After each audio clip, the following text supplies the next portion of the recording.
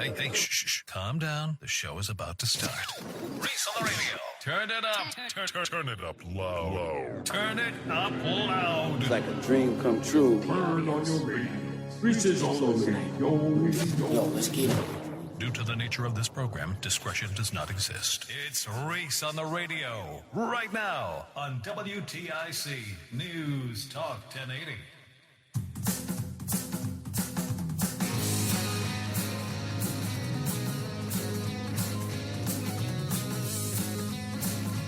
All right.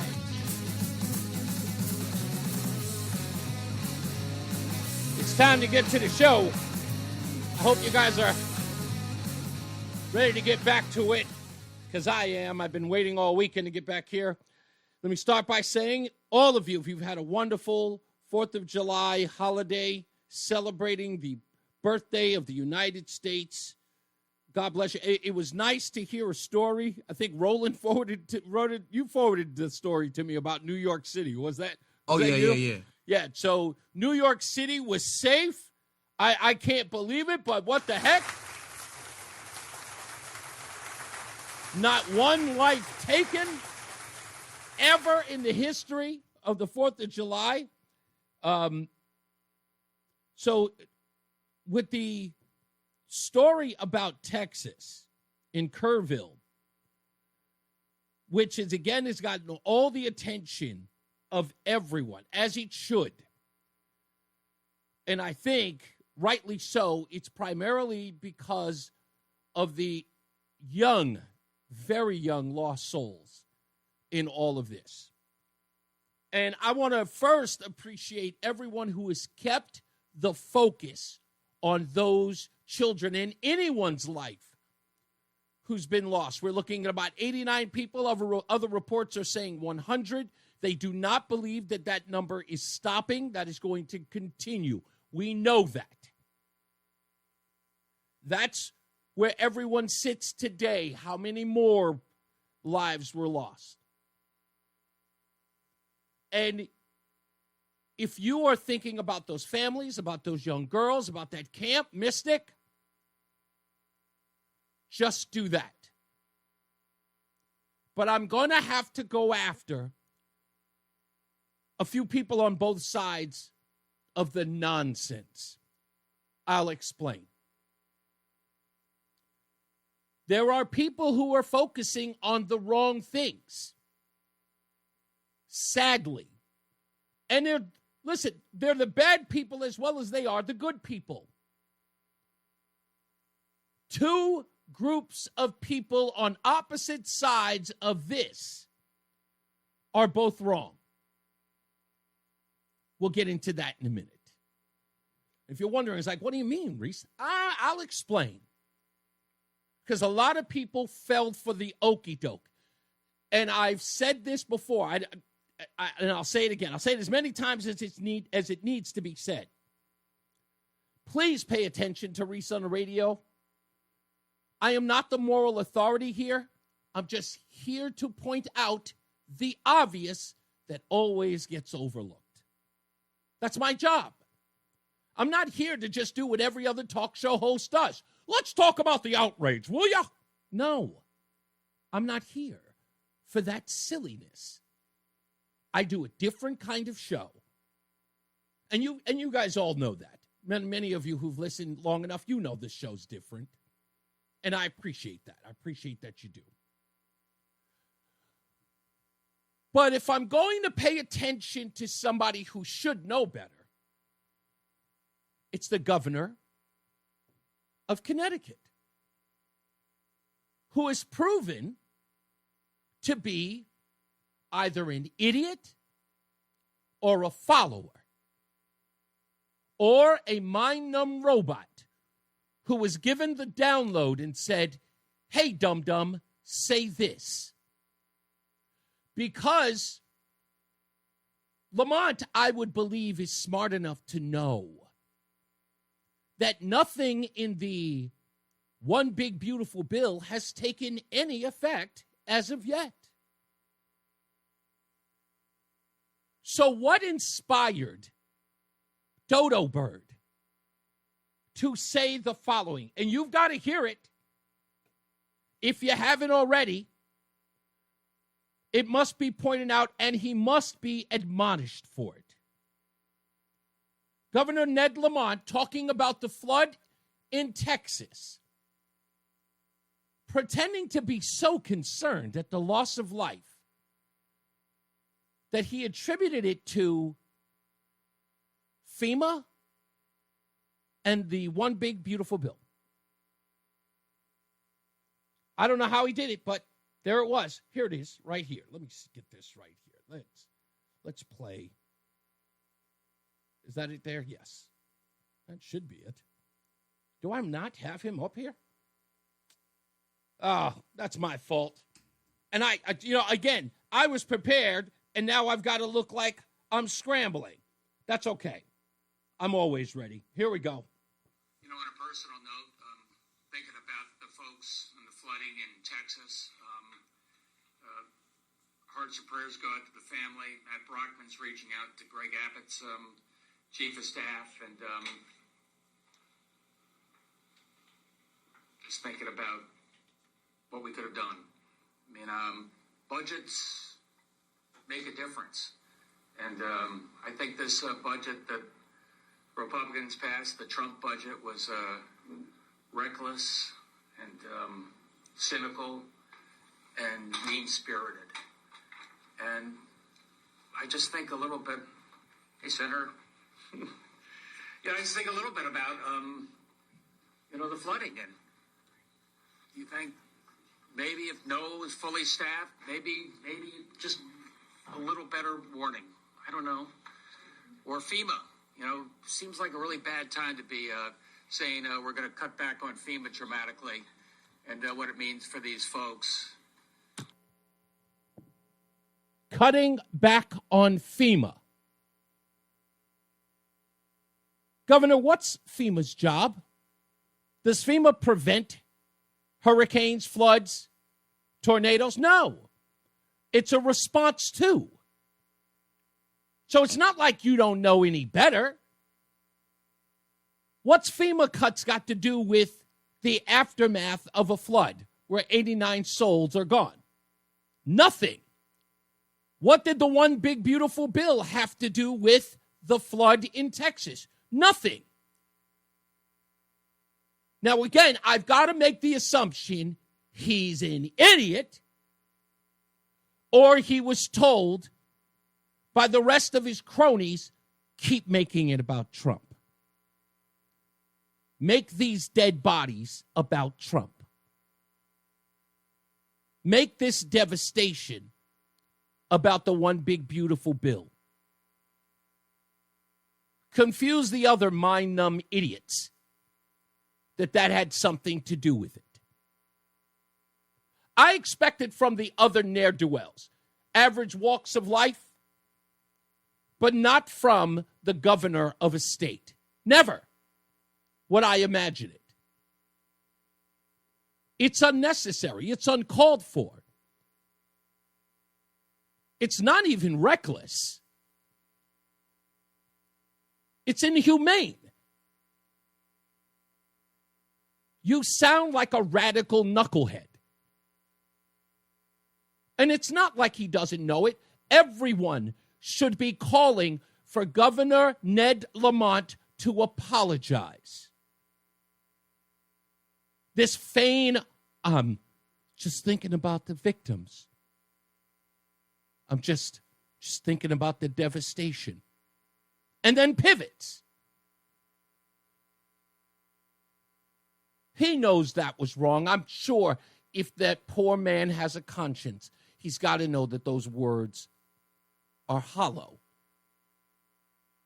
in saying that he's concerned about them or thinking about those people. To do something that disgusting. On a personal note, thinking about the folks and the flooding in Texas, hearts and prayers go out to the family. Matt Brockman's reaching out to Greg Abbott's chief of staff, and just thinking about what we could have done. I mean, budgets make a difference. And I think this budget that Republicans passed the Trump budget was reckless and cynical and mean-spirited. And I just think a little bit, hey, Senator, I just think a little bit about, the flooding. And what is he chuckling about? What is he chuckling about? He found that funny?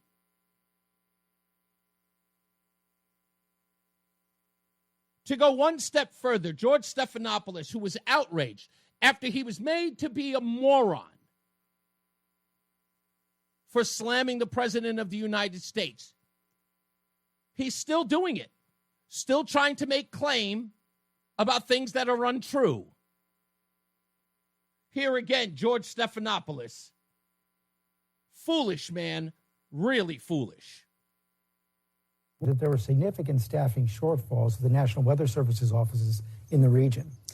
You know, George, as of right now, the local county officials really didn't want to address that just yet. What they are telling us is they expected between 4 and 6 inches of rain. That is what weather experts told them, the National Weather Service as well. They also knew that in remote locations, they might get anywhere from 8 to 10 inches. But this amount of rain in such a short amount of time, it was very difficult to navigate. And when the Department of Homeland Security Secretary was here just yesterday, she acknowledged this was an issue. She was going to take these concerns to the White House as well and try and see if there was anything they could do to revamp the system. She says the president is committed to it.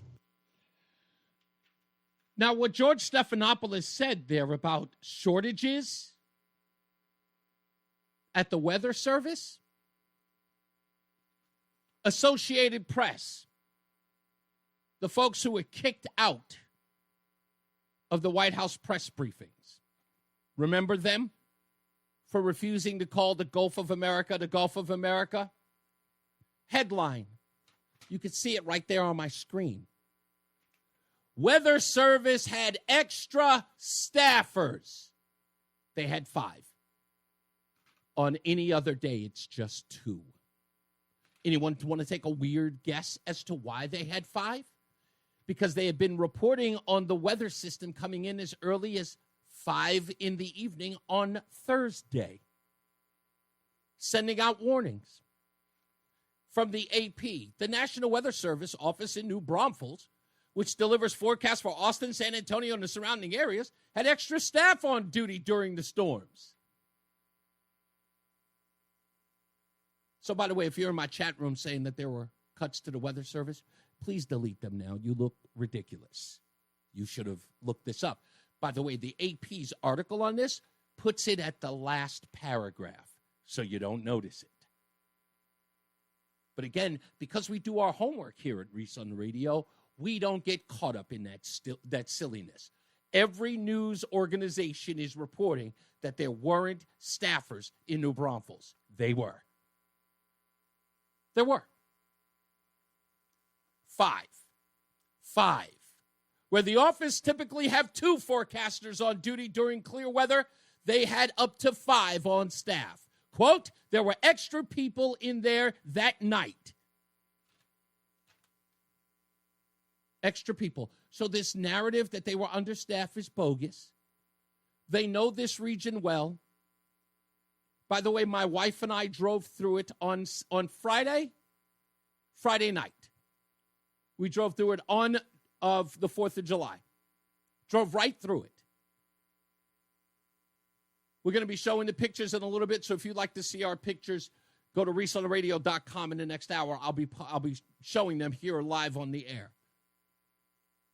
We're right over the River Guadalupe where the devastation looked far worse. I mean, it was so bad when we were driving through it, we stopped because we saw all the trees that looked like explosions took place on the ground. That's how bad it was. I was getting text messages from every one of my loved ones and listeners asking, Reese, are you okay? Yeah, we're fine. But that place is not. We talked to a couple of the locals there and asked them about the devastation.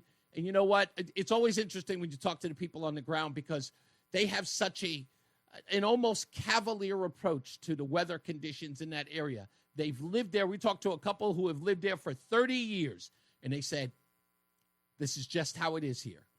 And you want to ask them, why don't they move? But you can't be rude. I don't want to be disrespectful, and say something. So I'm just listening to their stories. They understand it. They understand the risks.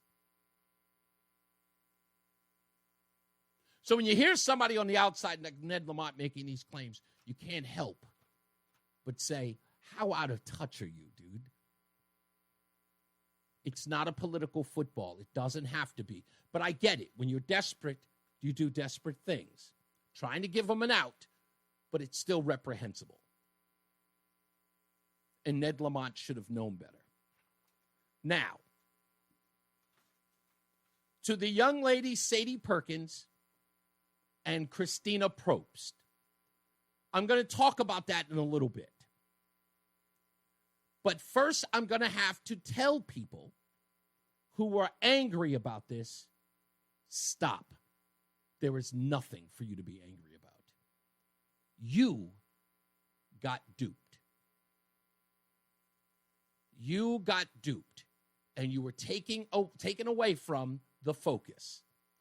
And for good reason, but not necessary. And I'm going to explain all of that. For those of you who want to know who I'm talking about, it is this young lady. Her name is Sade Perkins, or Sade Perkins. I guess it's Sade because that's how Sade spells her name. S-A-D-E. And another woman whose name is Dr. Christine Probst. Both of these young ladies are out of a job right now. This goes across racial lines. Sade is a black woman, married to a Jewish man. I don't know who Christina Probst is married to, but she's a pediatrician.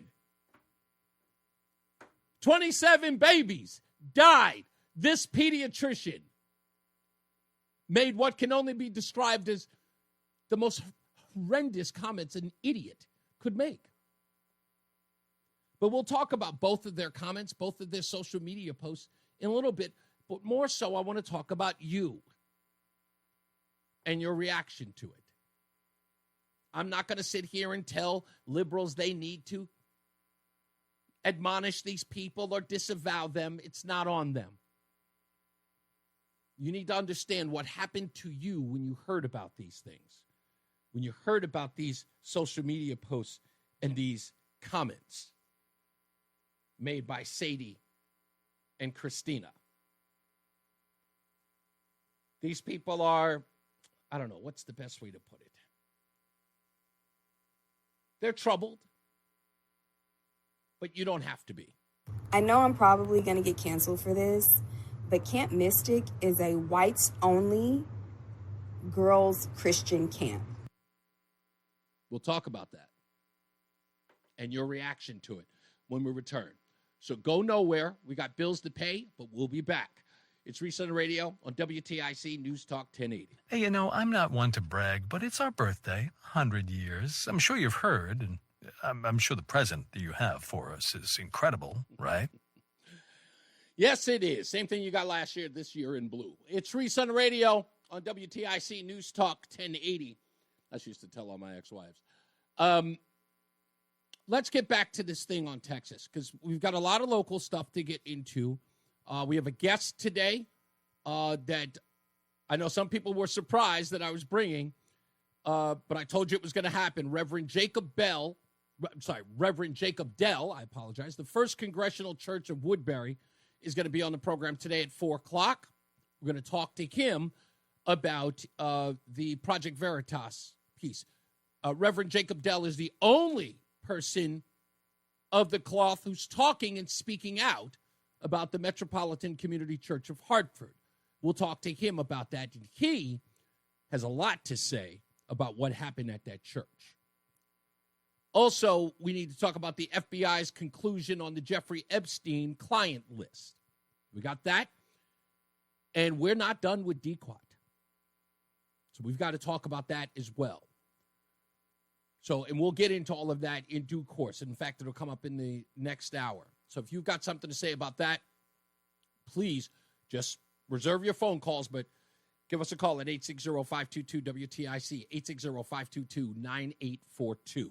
Let's get back to this thing with the storms in Texas. Now, I said earlier that there are some people who are on what many would consider the right side of this debate when it comes to people using this tragedy as a political football and using two particular cases to show outrage. I'm not saying that your outrage isn't warranted, but the focus is unnecessary. What everyone is attracted to on the story of Christina Probst and Sade Perkins can be described as nothing more than bigot porn.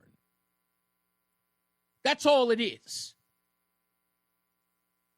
It's bigot porn. It grabs your attention. It looks tasty, sexy. It gets you to respond to it. Because that's what both of these people are. They wanted attention for themselves. They were willing to sell their souls for clicks, for outrage. They were willing to exploit themselves and their careers so that they could get people paying attention to them. It's like undressing in public. It's like getting naked at the town square. Look at me. Look at how provocative I could be. And you bit. Their bigotry is what you glommed onto. Don't do it.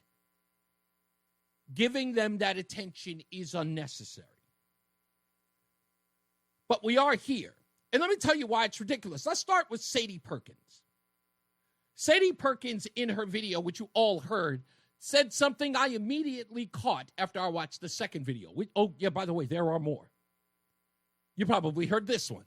I know I'm probably going to get canceled for this, but Camp Mystic is a whites-only girls' Christian camp. I know I'm going to get canceled for this. She goes in understanding that. But again, someone who's selling bigot porn is willing to expose everything about themselves. So she knows exactly what she's going to get, but she does it anyway. So this isn't some, I didn't understand what was going to happen. No. She intentionally showed herself. They don't even have a token Asian. They don't have a token black person. It is a all white only conservative Christian camp. If you ain't white, you ain't right. You ain't. Now think about that, folks. They don't even have a token, this bigot says. They don't even have a token. She's so concerned about the tokens, they don't even bother to try. Sure enough, someone who watched her post tried to correct her and sent her evidence that it is not an all-white, that minorities do attend the Mystic camp. Here was her response to that person pointing it out to her. Remember, they don't even have a token. They don't even have a token Asian. They don't have a token black person. It is a all white only conservative Christian camp. If you ain't white, you ain't right. To the white commenter who posted this on my page as proof to show that this is actually not an all-white camp, but actually an inclusive, exclusive camp for everyone, this is the reason why I tell my black son to choose his white friends wisely, because whether you're present for it or whether you know it or not, they will use you as the black friend reason to excuse their racism. It wouldn't have mattered. It wouldn't have mattered to her. You see how quick she was to change the goalpost?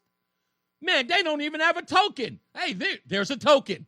Oh, this is why I tell my son. You were never going to satisfy this person. Again, bigot porn. It's not supposed to make sense, because bigotry doesn't. It's for the most ignorant among us. There's no rhyme. There's no reason. It's stupid. It's dumb. That's what that whole thing was. And remember, like I said, a bigot pornographer knows what they're doing, and they don't care about the backlash. Here's more of Sade. Since y'all got my live taken down, I guess I'll just chit-chat in a video. I mean, I don't understand all this, extraordinary hate or whatever. Like, I get that white people are not used to people telling them and calling them out on their racism and telling them about their double standards and how you wouldn't give a damn about other children and how double standards, she says. There's children in ICE detention right now who y'all don't give two fucks about. There's no prayers going up for them. But we're supposed to stop the world and stop everything we're doing to go and hunt for these little missing white girls. Again, I actually have empathy, so I can put myself in other people's shoes and understand that that's pretty fucked up. But it seems like y'all don't get that. Y'all don't get that. Y'all don't have the empathy gene, for sure. It's very much lacking. And I mean, for y'all to just be on here, just straight up racism, every comment, I wouldn't say every comment. I will say 99.9% of the comments have just been, EBT this and welfare that and you're a monkey and yada, yada, yada. Like, y'all haven't, it's been like 100 years. Y'all haven't come up with nothing new with other than like y'all don't have nothing new. I appreciate my little 15 minutes of fame. That's all you need to know. She's happy about her fame. Ladies and gentlemen, you gave it to her. She's bigot porn. That's all it is. Same thing with Christina Probst, is that her name? That's her right there. Pediatrician. A pediatrician cares for children. First, do no harm. She knows these young girls were taken from their families. Let's put her picture back up there. It's what she posted on social media. May all visitors, children's, non-MAGA voters, and pets be safe and dry. Kerr County MAGA voted to gut FEMA. It's got nothing to do with this. They deny climate change. Also has nothing to do with this. May they get what they voted for. Bless their hearts. Ain't nobody surprised that this woman lost her job. There's nobody surprised. Again, there's nothing to be outraged about. You know that this evil exists. Now, I know a lot of people are sitting up there going, well, Reese, if we don't address it, then it'll just persist. No. I didn't say ignore it in the sense of don't point it out. Hey, this is where it is. Oh, you know what? This person's a pediatrician. This person is someone who feeds the homeless. That's Sade, by the way. Do your due diligence. Make sure that people know. But the outrage, I've got people calling us like, what is wrong with these people? There's evil everywhere. I used to tell people back in the day, when people say, Reese, why are you such a hater? I said, because there's a war going on outside, son. There's a war going on outside. And if you're sleeping, you're slipping. You got to know the evil is there. We can't be surprised by it every day. I mean, really? Are we really just waking up surprised that somebody would say that about these young children? About these people who lost their loved ones in Texas? That's where we are. Recognize it. But don't be consumed by it, because it takes you off the focus. Your thoughts, your prayers, all of that's got to go to the families of those who have lost. Can we pretty much believe that individuals may not have made it? That's quite possible. But it doesn't mean don't pray. Don't give up hope. These people are put on earth for you to maintain hope. You understand that? Sade and Christina here are here for you to maintain hope that those two outliers, those two bigot pornographers, show people on the left and the right and in the middle and anywhere that evil needs to be admonished, needs to be ignored, and needs to be put in its place. That kind of response from those people will only bring true believers to light. Can't sign on to that. Want nothing to do with that. What's wrong with these people? And they will wake up. And the truly evil will join them. And we'll be able to tell who's who. So, as I've said on this show over and over again, how do we find a silver lining even in the biggest and the greatest of tragedies, I should say? We take moments like this and we take comments like these from Christina and from Sade. And we look around and we find those people who say, nah, I'm not with that. I'm going to join in prayer with the rest of my fellow Americans and hope that somebody is found safe. And even if they can't do that, at least recover the bodies of those they lost. That's all. We'll take a break. We'll come back. We'll take some phone calls. 860-522-WTIC. Reese on the radio on WTIC News Talk 1080. Reese on the radio. That dude talks forever. Yeah, even when it makes no sense at all. Now on WTIC News Talk 1080. Let's get to the phones. 860-522-WTIC. 860-522-9842. Robin's in Meriden. How are you, sir? I'm good. Thank you for picking up the call, Reese. Got off a speaker. You had a couple topics, if you don't mind me, whatever. I don't know how much time. But I guess UConn, off the subject, UConn Medical Center or UConn institution, college, whatever, I guess they're in the hole $100 million this year. They're in the hole for $100 million?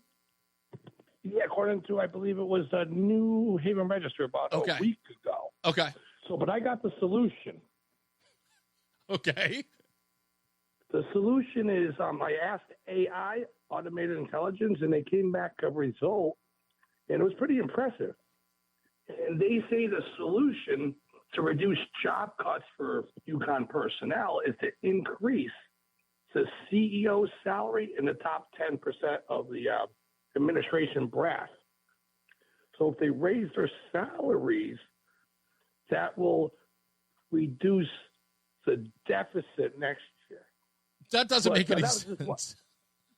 But that doesn't make sense to me. But anyway, I think that if they get more money, it may help. But I don't know if that's a solution.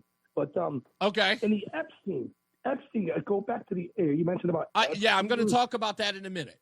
But how about this though? Did you know that they say that I had a dream one night and the TV came on and it said that they had all these tapes and you had these. Yes, I have videos. The audio. I have the audio but of guess that. What? Those tapes blew up.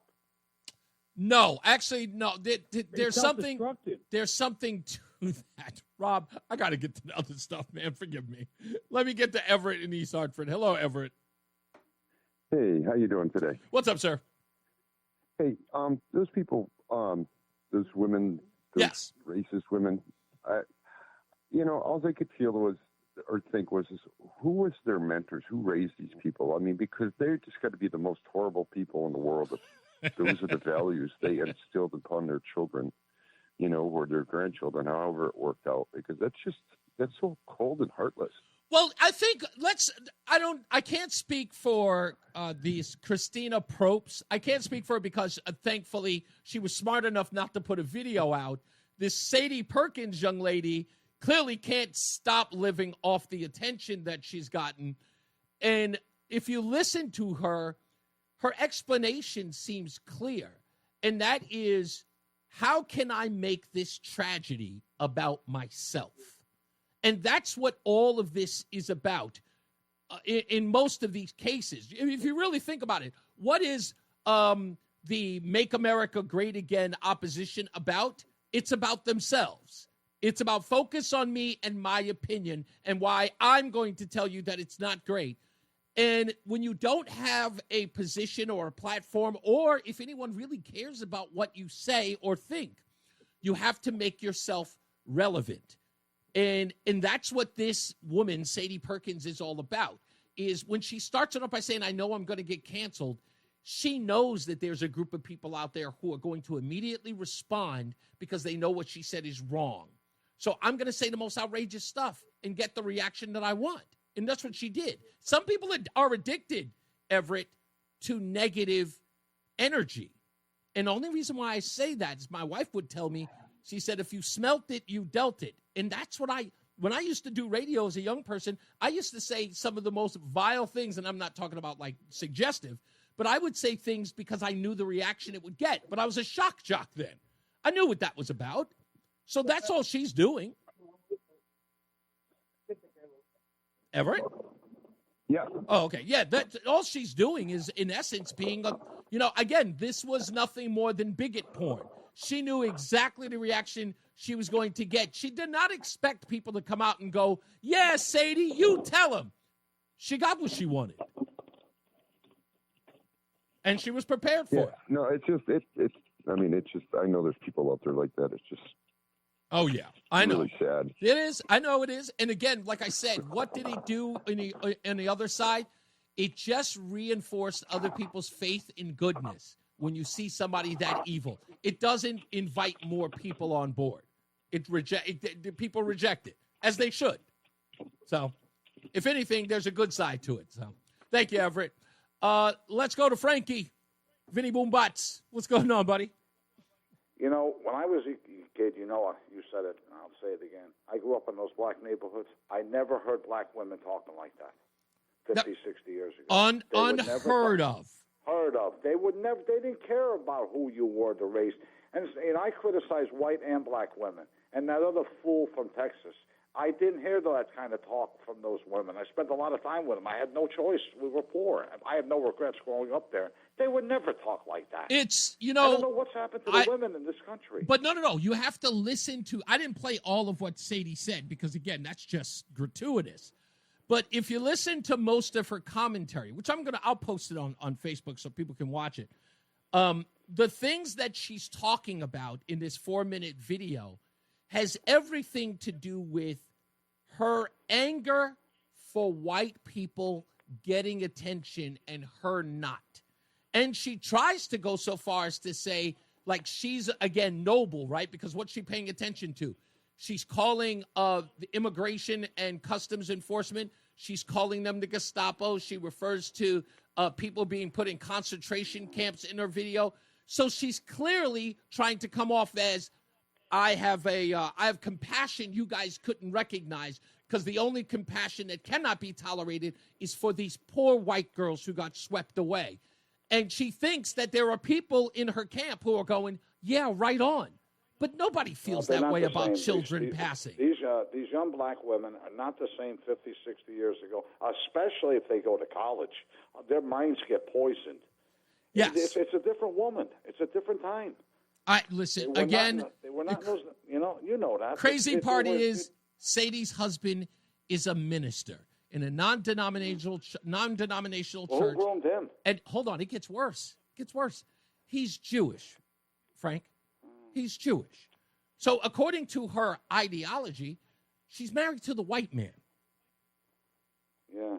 I mean, she doesn't differentiate Jews from Caucasians. She thinks they're all Caucasians. Why? Because they're passable. She doesn't. That's my whole point. Is, again, she's sitting One more other thing before I go. We have big cookouts over the weekend. I had the radio on, and someone said that Roseanne doesn't work anymore. She retired. Roseanne? Yeah, she retired from the military. Oh, jeez, I tell you, I thought Roseanne was that independent, reliable, self-reliant woman. Well, she doesn't need to work anymore. Listen to me. She has a black man that made it big that could take care of her. Get out of here. Goodbye. Yeah, it's nice to have a man, Roseanne, with money, huh? Damn right. I love you, Roseanne. You take care. All right, you got it. Yeah, that Roseanne thing, that's a long story. I had to talk her out of that old independent woman thing. That's a story in and of itself. We'll tell that sometime. So this Sadie girl, I watched it. My wife was absolutely outraged. And it was her response when I played it for her last night that made me think about the opening monologue. Because I saw it. It's like, You don't even know this woman. Why would she incense you in such a way? Why would she make you so angry? Her motives were, when I heard them, I just went, okay, this is an irrational hater who's just screaming and hollering, knowing she's going to get the attention. And when I heard the other video, and for those of you who just joined us, let me play it again. Oh, my video is stalled. Let me play it again for you so that you get an understanding of where this young lady's coming from. And that is, again, not of pure hate. What she's expressing, she wants attention.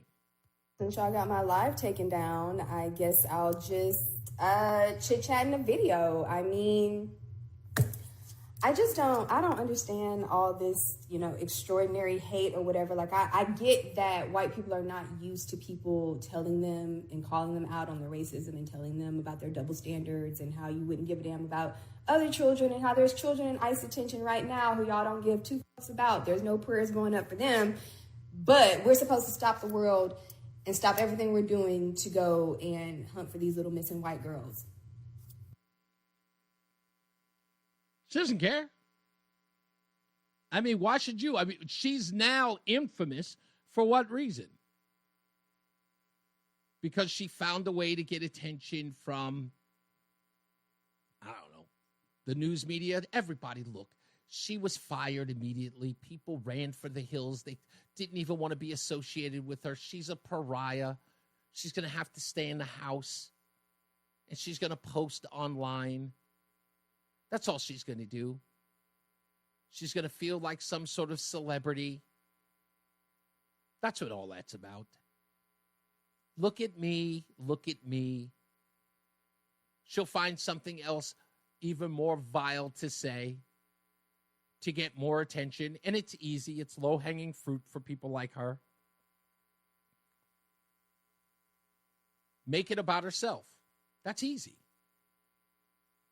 So I don't, again, having been in a position where that is your role, where the objective is to teeter or just come right up to that line to get somebody to respond, get them at their heartstrings or get them at that Achilles heel, so to speak, to get them to react.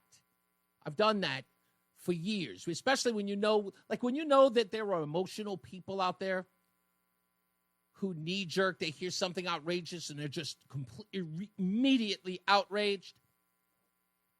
That's what she was begging for. That's what she was looking for. That's the whole purpose of it. And then to get back on it, it's like, oh, keep on making me famous. Keep coming into my inbox.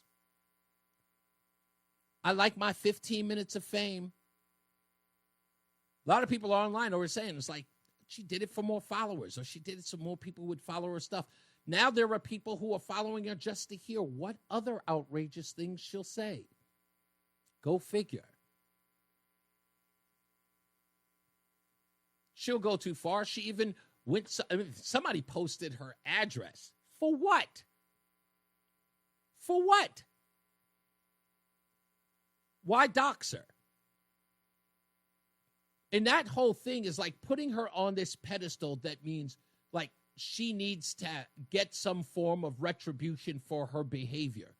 That's where we are in society. Like, are we now at the point thinking that the tragedy in Kerrville means that she has to be somewhat held responsible because she doesn't care about the lives that were lost? Like she has to receive some form of retribution because of that?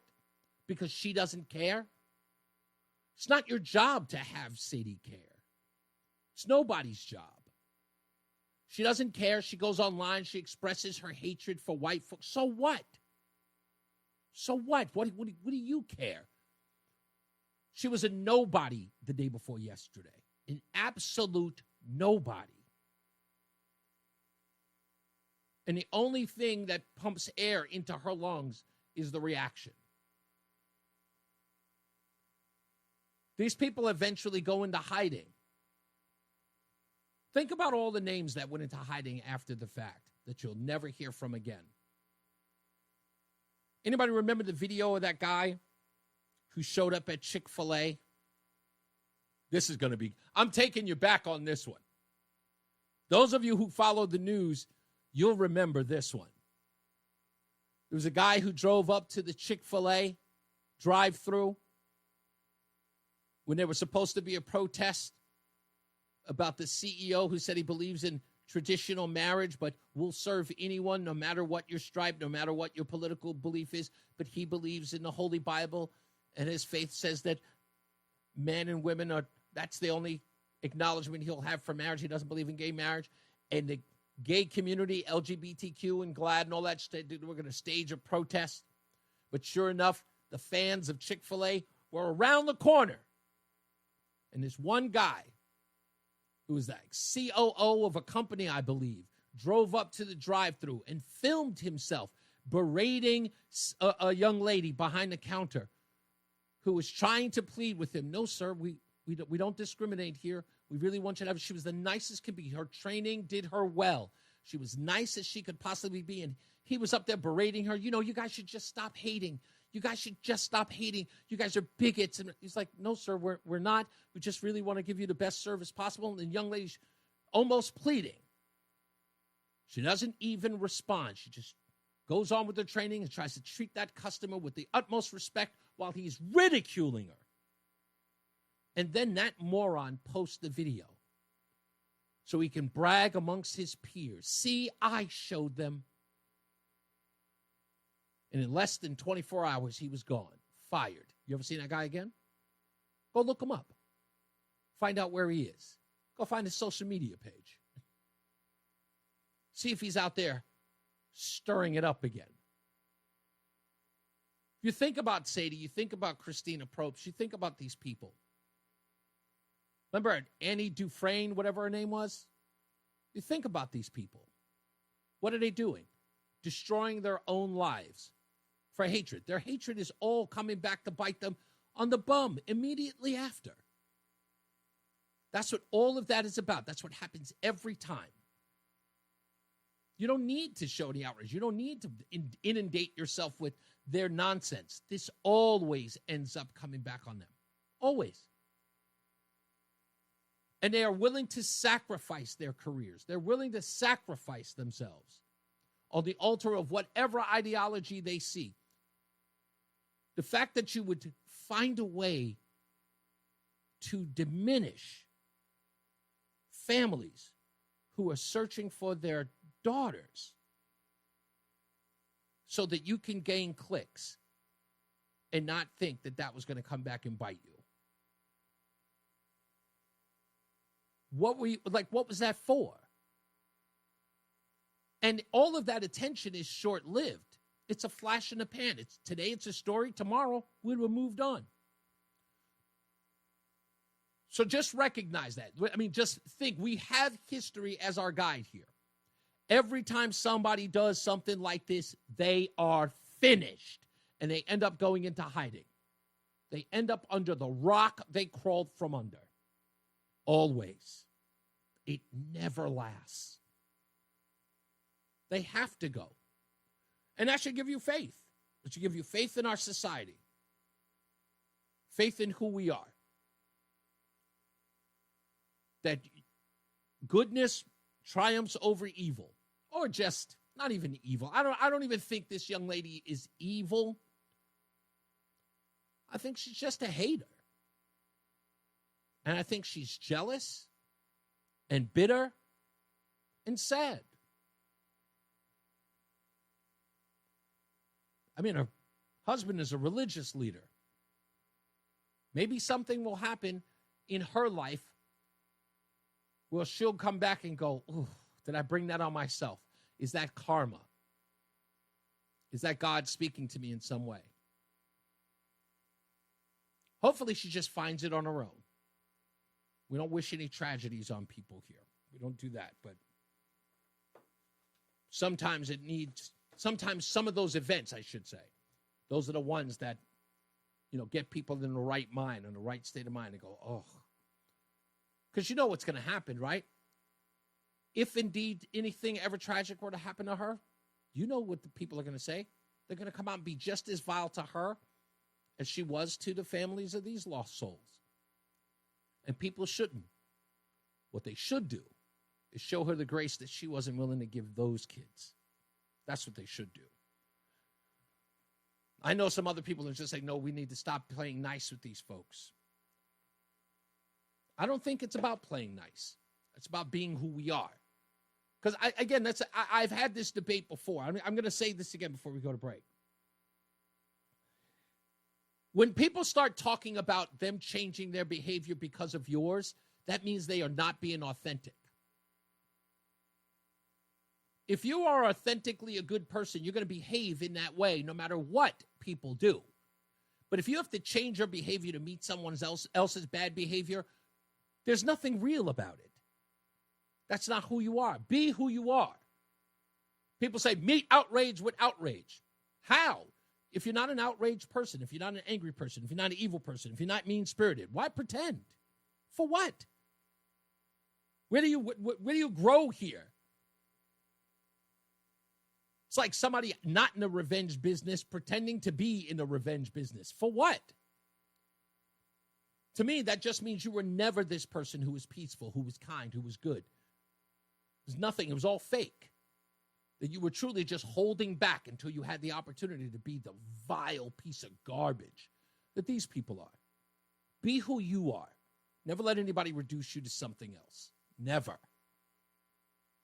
That's what integrity is about.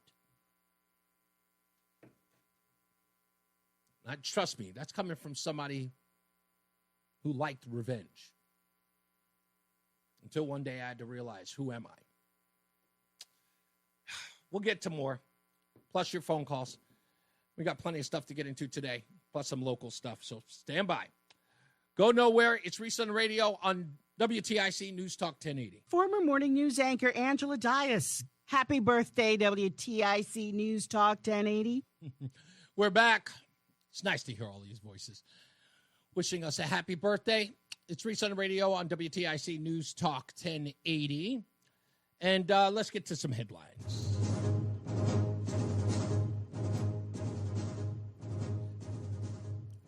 I just like giving some other headlines that we did not get to at the top of the hour. Here's one. The most anticipated BRICS summit in Brazil appears to have hit a snag. You might even heard us talking about it here on the show about after the strikes on Iran, what was going to happen to this BRICS summit in Brazil, which, of course, BRICS, as you know, stands for Brazil, Russia, Iran, China, and what is the S? I always forget what the S is. That's right. Anyway, this summit is usually held every year, but this time it's not really going to be all that eventful because the two main characters who are supposed to be there will not show up. And those two are President Vladimir Putin and Xi Jinping of China. They won't be present. So they're saying that the likelihood of anybody really showing up or any progress going on seems nil. Also, an active shooter who burst into a Border Patrol building and ambushed federal agents next to an airport in Texas has been killed. You may have heard. Talked about it a little bit at the bottom of the hour. Ryan Lewis Mosqueda entered the Rio Grande Valley Border Patrol building near McAllen International Airport early on Monday morning, this morning. He's 27 years old. He was killed by federal agents. And, FO, as they say. The measles are back. Yeah, that's right. They're back. The United States has reached its highest annual measles case tally in 33 years, hitting at least 1,277 confirmed cases across 38 states and the District of Columbia. The milestone marks a public health reversal in defeating the highly contagious vaccine-preventable disease as the anti-vaccine movement gained strength, according to reports. The nation surpassed infections reported in 2019, reaching the largest number of measles cases since 1992. In a story that is certainly going to get a lot of attention in the coming days, I feel it coming on, Charlie Kirk, conservative, is reporting that higher-ups in the Trump administration are seeking to pass bipartisan legislation to give some 25 million illegals amnesty, at least those working in the agriculture and hospitality spaces. We'll keep an eye on that story as it evolves. People are not happy about these reports. But again, I don't know exactly what the Trump administration is doing here.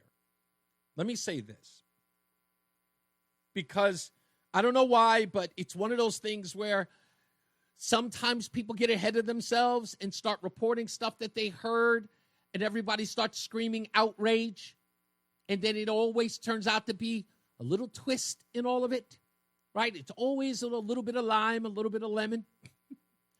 Now, I'm going to say this only because when I heard it, I said, I wonder if. Because what if Donald Trump says, you know what, Democrats, leftists, progressives, I'm with you. You're right. We do need people to pick the crops and to clean our toilets. So let's work something out. Let's work out an amnesty bill for these individuals. We'll get them all citizenship. We'll put them at the back of the line. And one small caveat. They can't be put on the census for 20 years until they get full citizenship. You know, whichever comes first. I say just keep it 20 years. But they can't go on the census for 2 census cycles. And they cannot vote for 25. But we'll get them legal status. And have that debate, draft a bill, and bring it to the hands of those individuals and say, have at it. Those are the only, it'll be, in fact, if I'm thinking on a very, very brilliant scale, don't make this a bill with anything else in it. One bill. No carve-outs, no nothing. Single issue. Amnesty, 25 million. Can't be on the census for 20 years. Can't vote for 25. This way, as a government, we have to win hearts and minds. That's all. We have to actually get these people assimilated into our society as they become American citizens. And if they do that, it's beautiful. South Africa, thank you, Mike. It's beautiful. All of these people are real American citizens. And then we'll find out exactly what the deal is with Democrats and amnesty.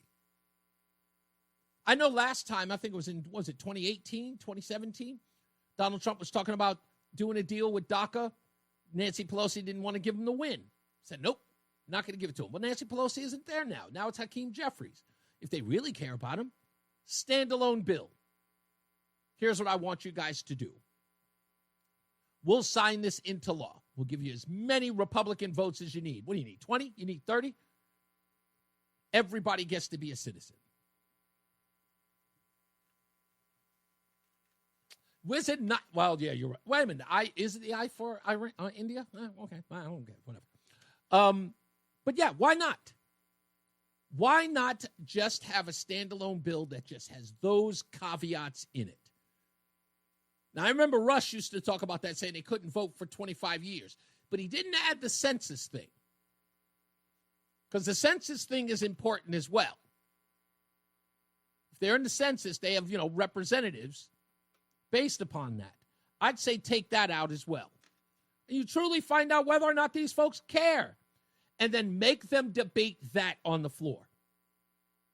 Say that we need them to be counted as citizens. We are. We're going to give them amnesty. They cannot vote, though. If they got here illegally, if they skipped the line, they cannot vote. Why not? I don't see why you wouldn't. Let's take Joe in New Hampshire. What's going on, sir? Hi, you caught my attention when you're trying to give the country the BRICS. I is not Iran. They don't have any gold. Yeah, I know. Just realized. I thought it was. I always thought that. Well, they're involved. India. It's India. It's India. India has lots of gold. They buy it every year for decades and decades. So the BRICS is at a standstill because the countries aren't attending it because of the wars and what's going on. But the objective is Nope, sorry. 50%. You talk about the value of the dollar going down 50%, and the inflation that would ensue. That would destroy our economy, period. That's why Trump came out yesterday. Any country that gets involved with BRICS, he's going to add another 10% onto the tariffs already, and that might stall participation by other countries outside of the BRICS. So that's the story on BRICS. Time will tell. It could go either way. I don't think anybody's going to show. According to this, I don't think if Russia and China aren't showing up, isn't it kind of a lost cause? Well, yeah, you have to get them all on board because it's a new currency backed by gold. And that oil would be purchased in gold, not the U.S. dollar. To get rid of the U.S. dollar for the reserve currency of the world. That's the whole objective. And they're halfway there, but if they make it any further, I don't know. I had a question. Your wife, Roseanne? Yes. I called last week about the Poseidon adventure, the risks of being out at sea for any period of time, forget about, a year.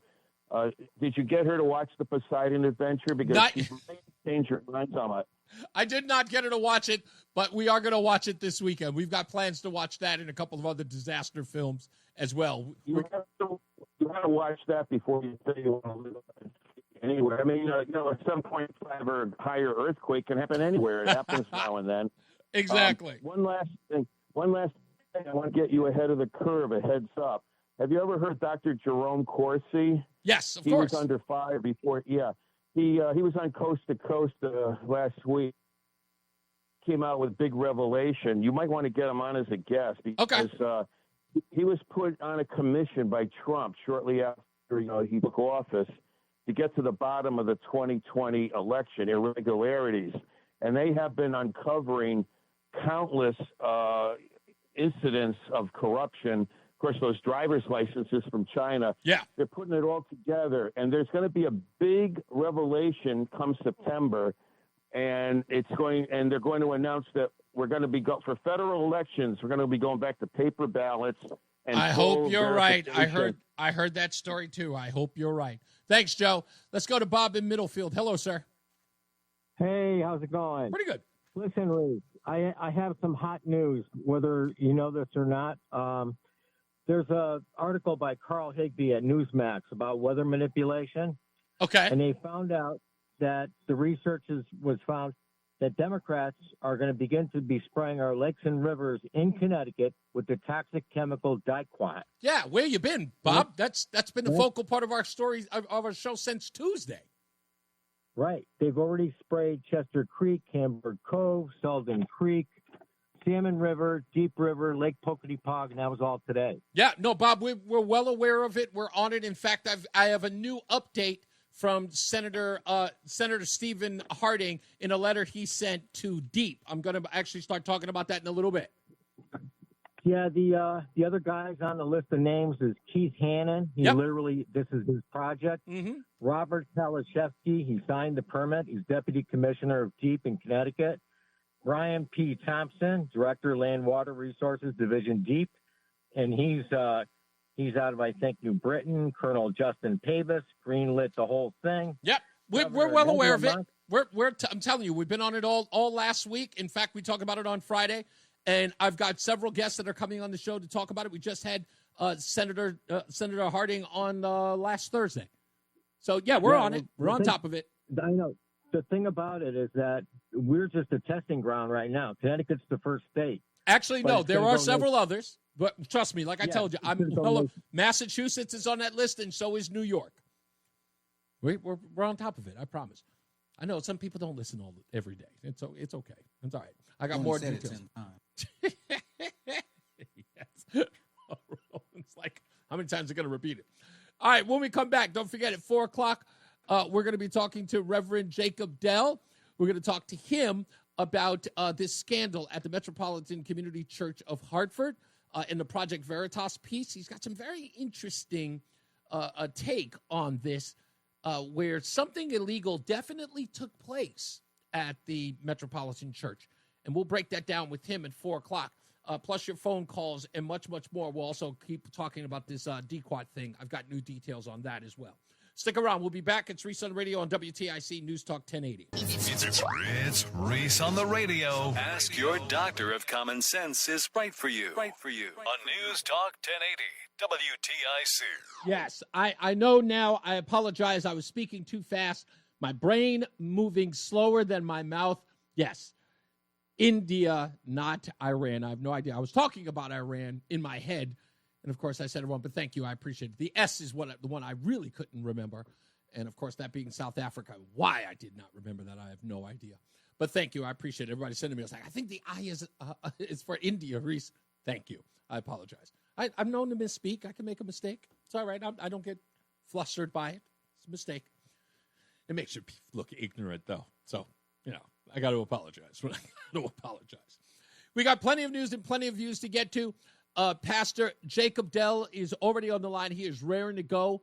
We got so much to talk to him about with the Metropolitan Community Church of Hartford, which I understand this past Sunday reduced itself to a Zoom service, did not hold a physical service this past weekend.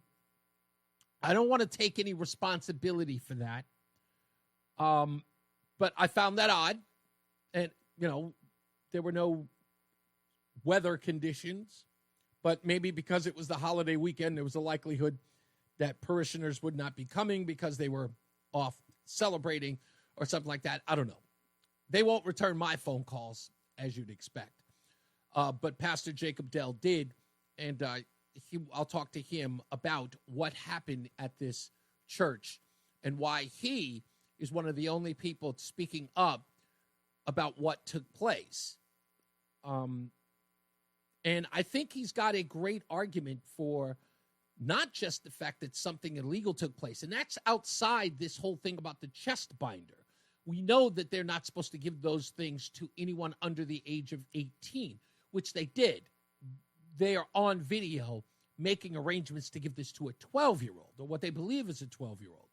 So that notwithstanding, Pastor Jacob Dell is telling me that there's something else here. And all I can tell you is, the way he sees it, it is similar to what we learned in the film Spotlight, for those of you who do remember that or remember what that's about. We'll get into all that. I don't want to jump ahead of him. I got to fly in this office again. It's driving me crazy. It really ticks me off. Also, when we come back, we'll talk about the new letter that was sent out by Henry Martin and Stephen Harding, senators, of course, about the change of course with the Army Corps of Engineers. You may remember that something they said they were going to do is now something they claim they're not going to do. And there's a lot of confusion with that. We'll get into that as well. So stick around for that and so much more. Jeffrey Epstein news and all that good stuff. Let's get to our first check of the weather and traffic with Jason Caterina with weather and Mark Christopher, who's in the BPS Traffic Center. How was the holiday, Mark? It's Reese on the Radio. And don't say we didn't warn you on News Talk 1080 WTIC. Stand by because we have Reverend Jacob Dell. He is the Reverend of the First Congregational Church of Woodbury. He's going to join us here. There was an article in the Connecticut Sentinel. And it's Connecticut pastor calls for investigation into national threat of law-breaking churches. And he is accusing the Metropolitan Community Church of Hartford of doing just that. So we'll get to him momentarily to talk about what he states in this article. And it is, again, I didn't even understand half of the stuff that Reverend Jacob Dell was telling me about because, again, not understanding that space. But the way he explained it to me made so much sense. So I want him to be here so he can explain it to you about exactly what laws were broken here. Because a lot of us just saw that story with Project Veritas and just said, well, that's wrong. You know, that's a horrible thing to do. You have a reverend who's calling DCF on, in essence, reporting a parent to DCF, and then, in essence, keeping that child from communicating with said mother. And the result is the death of that child through suicide. And to then see this Project Veritas piece come out and know that they are doing things with children even younger than the child Eileen Said who killed herself. They're doing this stuff with even younger children, and this investigation revealed that a child that they believed was 12 years old. So it makes you wonder, were there any limits? What was even scarier than that is the Yale Gender Services group that Reverend Miller is a part of. We have them on video talking about how they counsel children as young as 3 get gender-affirming care. So that's why we need to continue with this conversation. Reverend Jacob Dell of the First Congregational Church of Woodbury is with us in a moment. For now, let's get some weather and traffic with Jason Caterina and Mark Christopher's in the BPS Traffic Center. President of the Chris Murphy Fan Club, Reese on the radio on News Talk 1080 WTIC. All right, and we are back, and as promised, on the line with us is Pastor Reverend Jacob Dell of the First Congregational Church of Woodbury. Now, how should I introduce you? Is it Reverend Jacob Dell, or is it Pastor Reverend Jacob Dell? It's just Pastor Dell, Pastor Jake is fine, Reese. Okay. That's fine. Pastor Jake is with us, again, of the First Congregational Church of Woodbury. Let me read this, Pastor, if I could. It says, the Reverend Jacob W. Dell, pastor of the First Congregational Church of Woodbury, is calling for an urgent investigation into the national threat that, quote, law-breaking churches, end quote, pose to religious liberty. Dell has contacted U.S. Attorney General Pam Bondi, Dan Patrick of the Religious Liberty Commission, and the Connecticut Attorney General William Tong on this matter. Please, Pastor Dell, Pastor Jacob, tell us why you sent this letter. Well, because I think we're dealing with a straight-up open and shut case of a constitutional violation here in the state of Connecticut with regard to this church and what this pastor did. The thing about this is you don't even have to get into the morality or how you feel about LGBT, transgenderism, or any of these questions. The fact is that there's a clause in our Constitution, the state Constitution, Article 1, Section 3, that guarantees the free exercise of religion, provided, and this is the most important part, provided that the right hereby declared and established shall not be so construed as to excuse acts of licentiousness.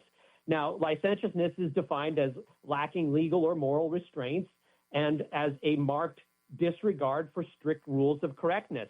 Now, you tell me, is telling minor children to bind their chest, or frankly, telling minor children to drive without a driver's license or do anything illegal, is that not an act of licentiousness? And the answer, of course it is. Of course it is. So a church or a pastor engaged in this kind of behavior is just in clear violation of the Constitution, which is the highest law we have in Connecticut. There are so many of these, I guess, the law of licentiousness that you express in this, because, again, it is not just about the chest binder. It is right. Also the effort to sick DCF on the parent as a minister or a reverend, for that matter, to separate the child from the parent. Would this fall under the same category for the purpose of getting that person this this gender affirming care? Would this fall under the same purview?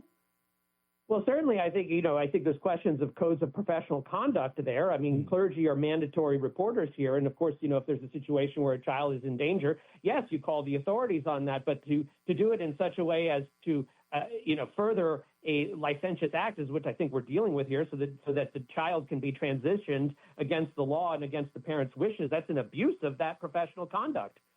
And that's, again, that's the core of this, is that what they were doing here, from the Reverend Miller to Tony Fiorello, were to, in concert, the two of them were getting this child certain, help from outside sources against the will of the parent or without informing the parent. And this is where you come under the legal purview or the illegal purview, right? That's what the Project Veritas video alleged. Yes, exactly. And so have you gotten any response from this, even if it's not on a national level? Have you gotten any response from anyone? Because it looks like the only people who took you up on even reporting this was the Connecticut Sentinel. Has anyone else contacted you or talked to you about this at all? No one has responded. Yep. What should we do? Because I think this is a call to arms, isn't it? I think it is. I mean, this reminds me of things. This reminds me of the Hartford Courant back in the late '90s and the early 2000s, when they were the only ones going up against a similar kind of abuse case that was unfolding right under our noses here in Connecticut. The Legion of Christ, Maciel was a notorious pedophile priest or abuser of children, and the Current ran article after article after him, and no one paid attention, right? And well, lo and behold, you get, the whole story breaks in 2003, 2005, or whenever it was. That movie Spotlight comes out, and I'll never forget the quote from that movie, the scene in the movie where one of the characters says, "How did we not know that this was happening?" And the other character says, "We did know. Of course we knew this was happening." So yes, it's a call to arms. See, that's, again, and this is where a lot of us have had the problem, and that is, it doesn't matter who the person is talking about it, whether it's, religious leaders like yourself, radio hosts like me, internet sleuths like Mark in West Hartford. We are bringing this out, and the masses, again, everybody knows this is going on. This Project Veritas story blew up, especially when we found out about the mother, Elvira Saeed, and what took place. Mm-hmm. Like, we didn't even know. It was bad enough to find out about what they were doing with a 12-year-old or trying to coerce a 12-year-old to do, but then to find out that somebody's life was lost with these, based upon these efforts, and then to not hear anyone want to report on it, as much as Mark in West Hartford tried to get. He called every station. Have you seen this story? And they all said, we heard about it, like it was a grapevine thing, and not like the video wasn't there. They never even bothered to follow up on it. There's been no reports about it. We had more traction on this Diquat thing than we are on this story. What do you think that's about? I mean, you've lived here long enough. What do you think that's about? Well, I think there's always a tone of silence. There's a protection. People are afraid to stick their necks out. And for good reason. They're afraid of being canceled. They're afraid of losing their job. They're afraid of their social reputation and all the risks to that. But as I preached in the same sermon that I talked about this incident a week and a half ago, I said, Jesus expects better of his followers than that. We're going to have to pay a price to be one of his followers. We're going to have to, whether that's people make fun of us or get mad at us or spit at us or stop being our friend or worse, right? I mean, there's a cost to being a disciple. And so if we're not prepared to count those costs, if we're not prepared to make those costs, particularly in the matter of children, don't forget what Jesus said. Anyone who leads a child astray or corrupts an innocent one, it's better for a millstone to be hung around his neck and for him to be hurled in the midst of the sea. So, people need to get, especially pastors, and I'm speaking to them right now, they need to get used to being uncomfortable. They need to get used to being in the hot seat. They need to make their pulpits, frankly, burn with the righteous anger of God until this stops. Yeah, we're on the phone with Reverend Jacob Dell of the First Congregational Church of Woodbury. It's a very, very good point you're bringing up about people sort of going along to get along because they don't want to be canceled or to be, I don't know, for you to use a religious term, excommunicated from polite society, Right. But let me tell you, the part that's very clear here, and if anyone is having their doubts about speaking up, they are not one and the same in affirming someone's, transgenderism. It is not one and the same to suggest that if I talk about what was done at the Metropolitan Church of Hartford, or Metropolitan Community Church of Hartford. If I call out what they did there, in some way, I'm diminishing those who have this gender dysphoria. No. It is not one and the same. That is an individual who either has ideations or has what's, again, gender dysphoria.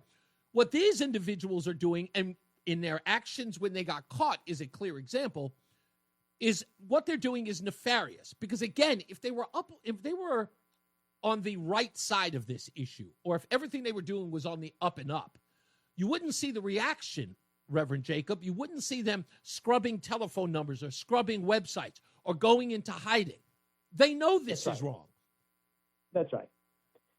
Yeah, and the reason this is a religious liberty question here is because when so-called churches are allowed to engage and promote licentious behavior with impunity, and the law is not applied to them as it should be, then the churches that are law-abiding, like my own and ministers like me, our reputations are harmed. Our our right to the free exercise of religion is harmed. When Mrs. Sade said in the second Project Veritas video, she even challenged, I think, the Christians. She said, does the Christian Bible allow this? And, of course, the answer is no. And that's an example of what I'm talking about here, about people being allowed to represent themselves as churches with all of the protections that they enjoy from that, the First Amendment privileges, the tax-exempt privileges, and yet are doing nothing at all to advance a legitimate or true understanding of religion as we understand it under the Constitution.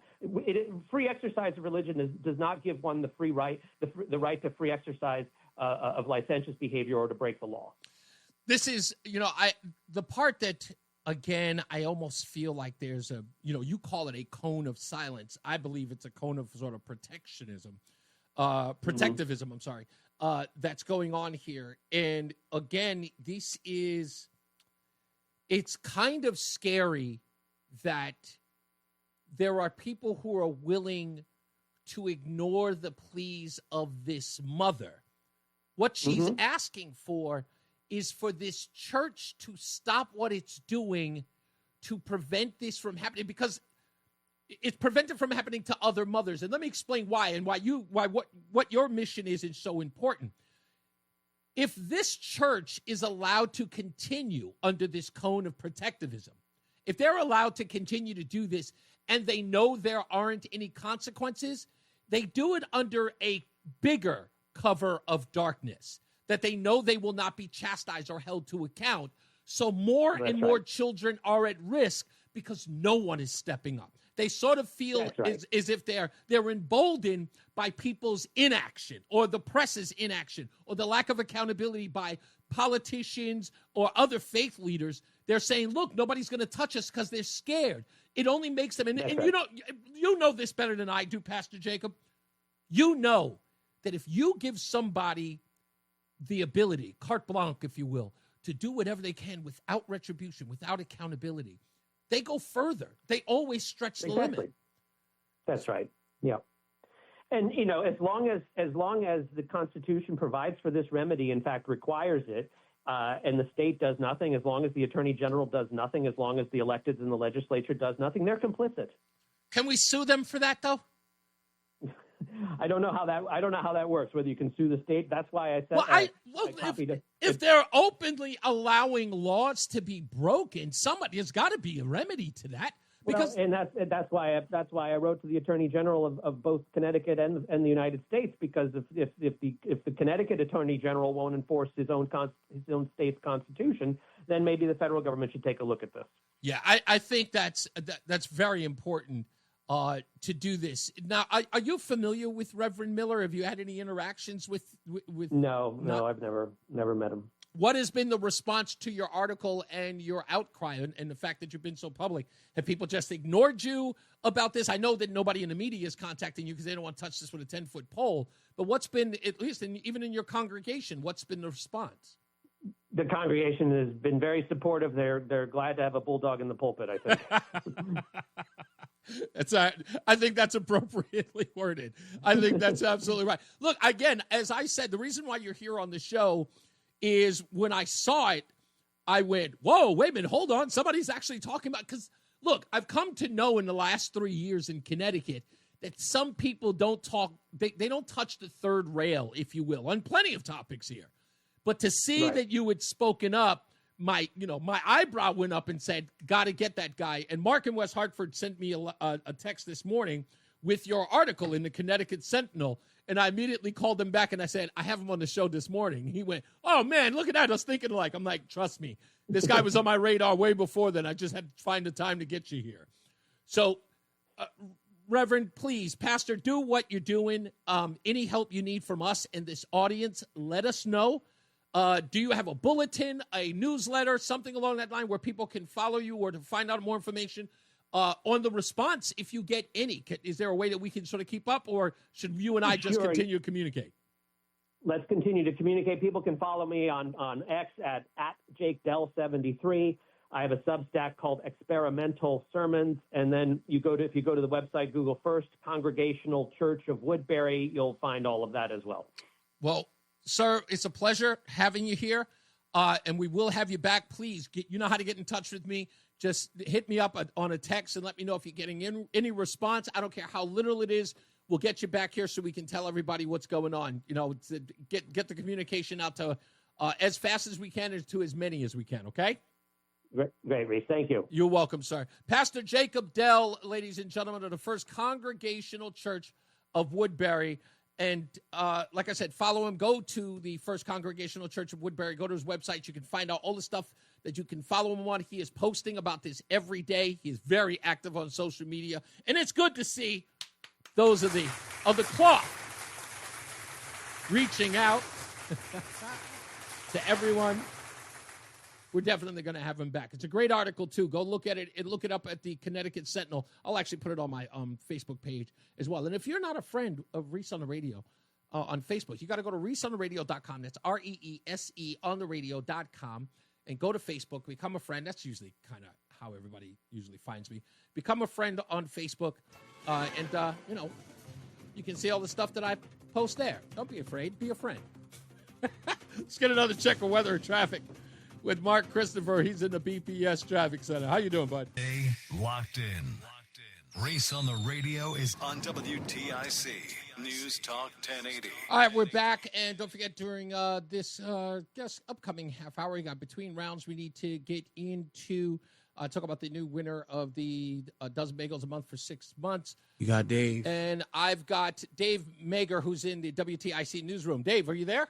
What's up? Hey, so there was a piece on the Texas story that you were just doing. There was a quote that you read there. Earlier in my monologue, I was talking about how many people in the area we spoke to said that many of them had become complacent. Was that the quote? Do you have that available again? I need 1 second to pull it up, but I can find that's okay. that. Yeah, I just wanted to reiterate that because that's exactly what we were getting on the ground.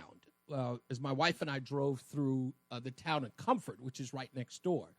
And when we talked to one of the guys there, he said that he was very routine about it, saying that everyone in the area knows, and because it hadn't happened in so long, people have forgotten about it or sort of become he didn't use the word complacent, but Right. he did say that people were what's the word he used? It was remotely around the area of just saying that they had become accustomed. That's the word. They've become accustomed to the rainwater and the floods that happen in the region. Do you have the quote? I don't want to take away. If you've got 15 seconds, Yeah, I can of play course. it. This Please is do. CBS's Jason Allen reporting. There's a long history of flash floods here. People know that they can be deadly and dangerous. But as I talked to one young woman yesterday, she said maybe we kind of became complacent as to just how dangerous in a moment this river could become. Yeah, so that was a lot of, and I talked to meteorologists in the area as well, and, they said it was kind of the uncomfortable norm, that everybody knew that if it gets bad, it can, and they sort of ride it out. Many people don't evacuate, even if they're told the storms are coming. There are a lot of people who respond by saying, oh, they told us that last time, and they don't think this is going to be the one. And because of that, a lot of that reluctance to take it seriously ends up being the thing that causes the most damage because they're not prepared or they're a little dismissive of it. And it was nice to hear someone was actually honest about that because I think that a lot of people get lost on the idea that it's like, in other words, like no one was informing them, if you get my meaning. Like, that's what we're learning now. Dave? Did I lose Dave? Yeah, he's out of there, bro. Oh, okay. All right. Then I guess he is. All right. Well, I just wanted to ask. Thank you, Dave. I appreciate you. He's probably getting stuff ready for the next half. Yeah, but that's, again, the point that I was making earlier was that on the ground, you're hearing a completely different story than those who are trying to make the narrative on television. The self-proclaimed love child of Rush Limbaugh. They're running a strange program, y'all. Reese on the radio on News Talk 1080 WTIC. It could happen. It's Reese on the radio on News Talk 1080 WTIC. Let's get to some phones. Sean is in Meriden. Hello, Sean. Hi. Great guest. I have two comments. Sure. One regarding the flood and one regarding the church. Number one, regarding the flood, Rosie O'Donnell got on Facebook and basically blamed President Trump for the floods. And it's his responsibility to stop them. Yes. And then she connected it to the passing of the big, beautiful bill, and that's why it happened. As did Governor Lamont. As did Governor Lamont today. But it is so. I had to get. That was the first thing I woke up to. Like, I just checked my Facebook page, and all of a sudden I got stupid in front of me, and so I had to respond. I'm like, number one, you don't like America. You're in Ireland, so go away. Number two, if you think that is true, then you also then can say on behalf of the Democratic Party that North Carolina, the hurricanes, were President Biden's fault. Fair enough. And the Palestine train wreck in Pennsylvania was Biden's fault. And every hurricane that happened during the 4 years. Not to mention, and I did say this, the 21 million that you allowed to invade the United States of America in regards to Sean, getting free and stuff like that. It's a desperate attempt for Democrats to find something to moan about. Yeah, but here's why it's desperate, sir. Listen to me. Here's why it's desperate. There were so many losses over the last 2 weeks with President Trump. Anything that bad that happened, a tragedy, if you will, gives them an opportunity to say that they've got one up on you. That's all this is. It's pointless and it's empty. Yeah, but I think, fortunately for me, I fight stupid at every turn I get, and I am not going to tolerate it. I hear you. My friend in Tech, so that's that. On the church. Point was, in regard to the church, I used to be a youth leader at Calvary Life Christian Center, great church. My pastor is a bulldog too, and he says, don't take my word for it. When I preach to you, I want you to go home, take the verses, because I give you the verses, and you check me out. And if I'm wrong, call me out on it. So Christians who are in this church, who are allowing this to happen, that pastor was so right. Because when I went through a challenge with my marriage after 30 years, and it led to separation and a divorce, the week that it happened, I knew I needed to step down from leadership until I had my head on straight, because one of the verses that stuck in my spirit was exactly what the pastor said. If you lead one child astray, it'd be better that you put an anvil around your neck and be cast into the sea. Indeed. So this church, I hate to break this to them, according to the word of God, you best get ready, because God's coming down your street with the bus. Thank you, buddy. I appreciate you. Let's go to Tom in Thomaston. Hello, Tom. Hey, Reese. Hey, thanks for taking my call. Hey, Reese, first off, I was never really into the environmental stuff with the weed killer and everything. Sure. But that interview that you had with the environmental guy on Friday, that was fascinating. Oh. And to me, that seems the way to really go. Try that first. Yes, that's Jeff. Like let me tell everybody, in the event that they missed that on Friday's show, we were here for 4th of July. We spoke to Jacob Cordisco, who is the owner and operator of C&D. I'm going to get the name of the full company, but they are an aquatic services that cleans up the marsh and all the mess and muck that are in lakes and streams and rivers. and he has an eco-friendly way of removing this hydrilla from the rivers and streams, and it's not being utilized. In fact, for those of you who missed it, what Tom is bringing up is that Jeffrey Cordisco also let us know that in November of 2023, he had contacted Jeremiah Foley, who's one of the people who's pretty much spearheading all of this effort to get the Diquat into the waters. He contacted him to tell him, look, we believe there's an eco-friendly way that we could do this without any herbicide.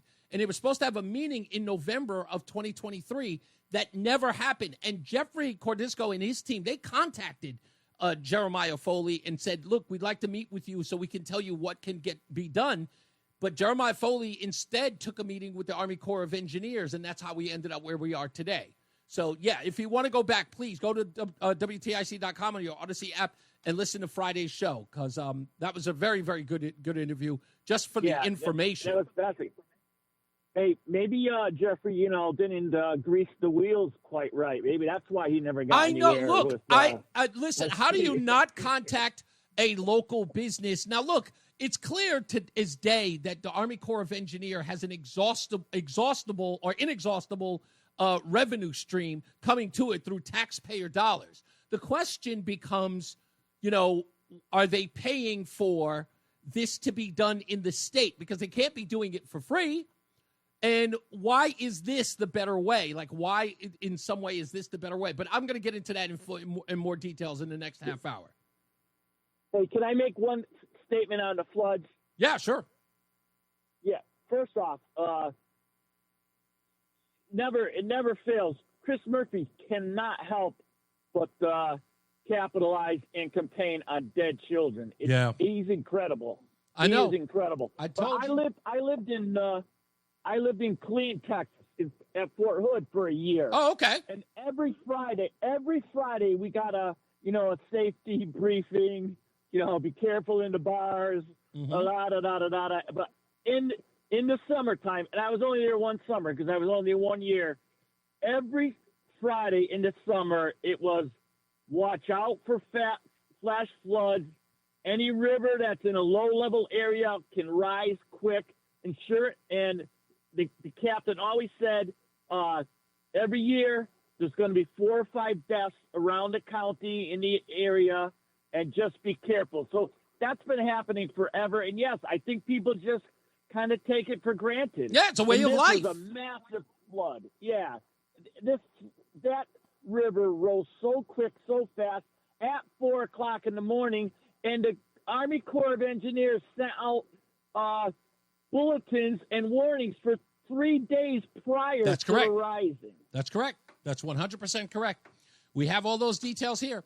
Thank you, Tom. Much appreciated, sir. Yep. We got another Bye-bye. Tom in. Wait a minute. Sorry, that was wrong.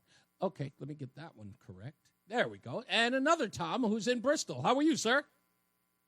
Good. Thanks for taking my call, Reese. You got it. And thank you very much for having Pastor Dell on. That was amazing. Thank you. That he's standing up like that. And it's too bad, but so many of the churches in Connecticut have been taken over by progressives. The seminaries have been taken over by progressives, and they created an atmosphere and an attitude that allows this to happen. And it hasn't been, Tom, I'll tell you the part when I spoke to Reverend Jacob, Pastor Jacob on Saturday, actually, he and I had a conversation. And, when he started talking about this from the aspect of what, the Catholic Church scandal of New England and Boston, and all of that, right. As I was listening to him talk about it, that is a story that we are literally just finishing in the first half of the 2000s. Like during the Bush administration into the Obama administration, we were just cleaning up in a sense of getting restitution to the young men who were abused in that scandal, which was a national story that turned into an Academy Award winning, or if not nominated, film that everyone knew about. to the point where people were condemning not only the Catholic Church, but people were leaving it. Right. You know, in incredible numbers. And now we have this going on in the church, and people are being silenced literally on the backdrop of that. We're not talking about 20, 30 years ago. We're talking about 10. Right. Right. The thing is, though, the church and the government in Connecticut for 250 years had a wonderful relationship, you know, and they you know, Connecticut started out, you know, it was never a theocracy, even though historians accuse it of that. There was always a separation of church and state. Yeah. But the state counted on the church to provide a moral population to govern, and the church counted on the government to provide protections for its liberties. And that was a good relationship. Like every session of the legislature was opened by a sermon. Yeah. Where pastors would take on the role of a prophet and admonish them, you know, over and over and over again how power corrupts, and to watch it and to keep God's commandments and you know, and it provided like moral laws, and that the church let that slip away. Yeah. And there's no such thing as a vacuum in the spirit world. Whatever you give, whatever you know, heaven gives up, the devil's going to take it. Yeah. And that's really what's happened in Connecticut. I mean, our culture has been just completely destroyed. You're 100% right in the sense of, you know, that's the irony of all of this is that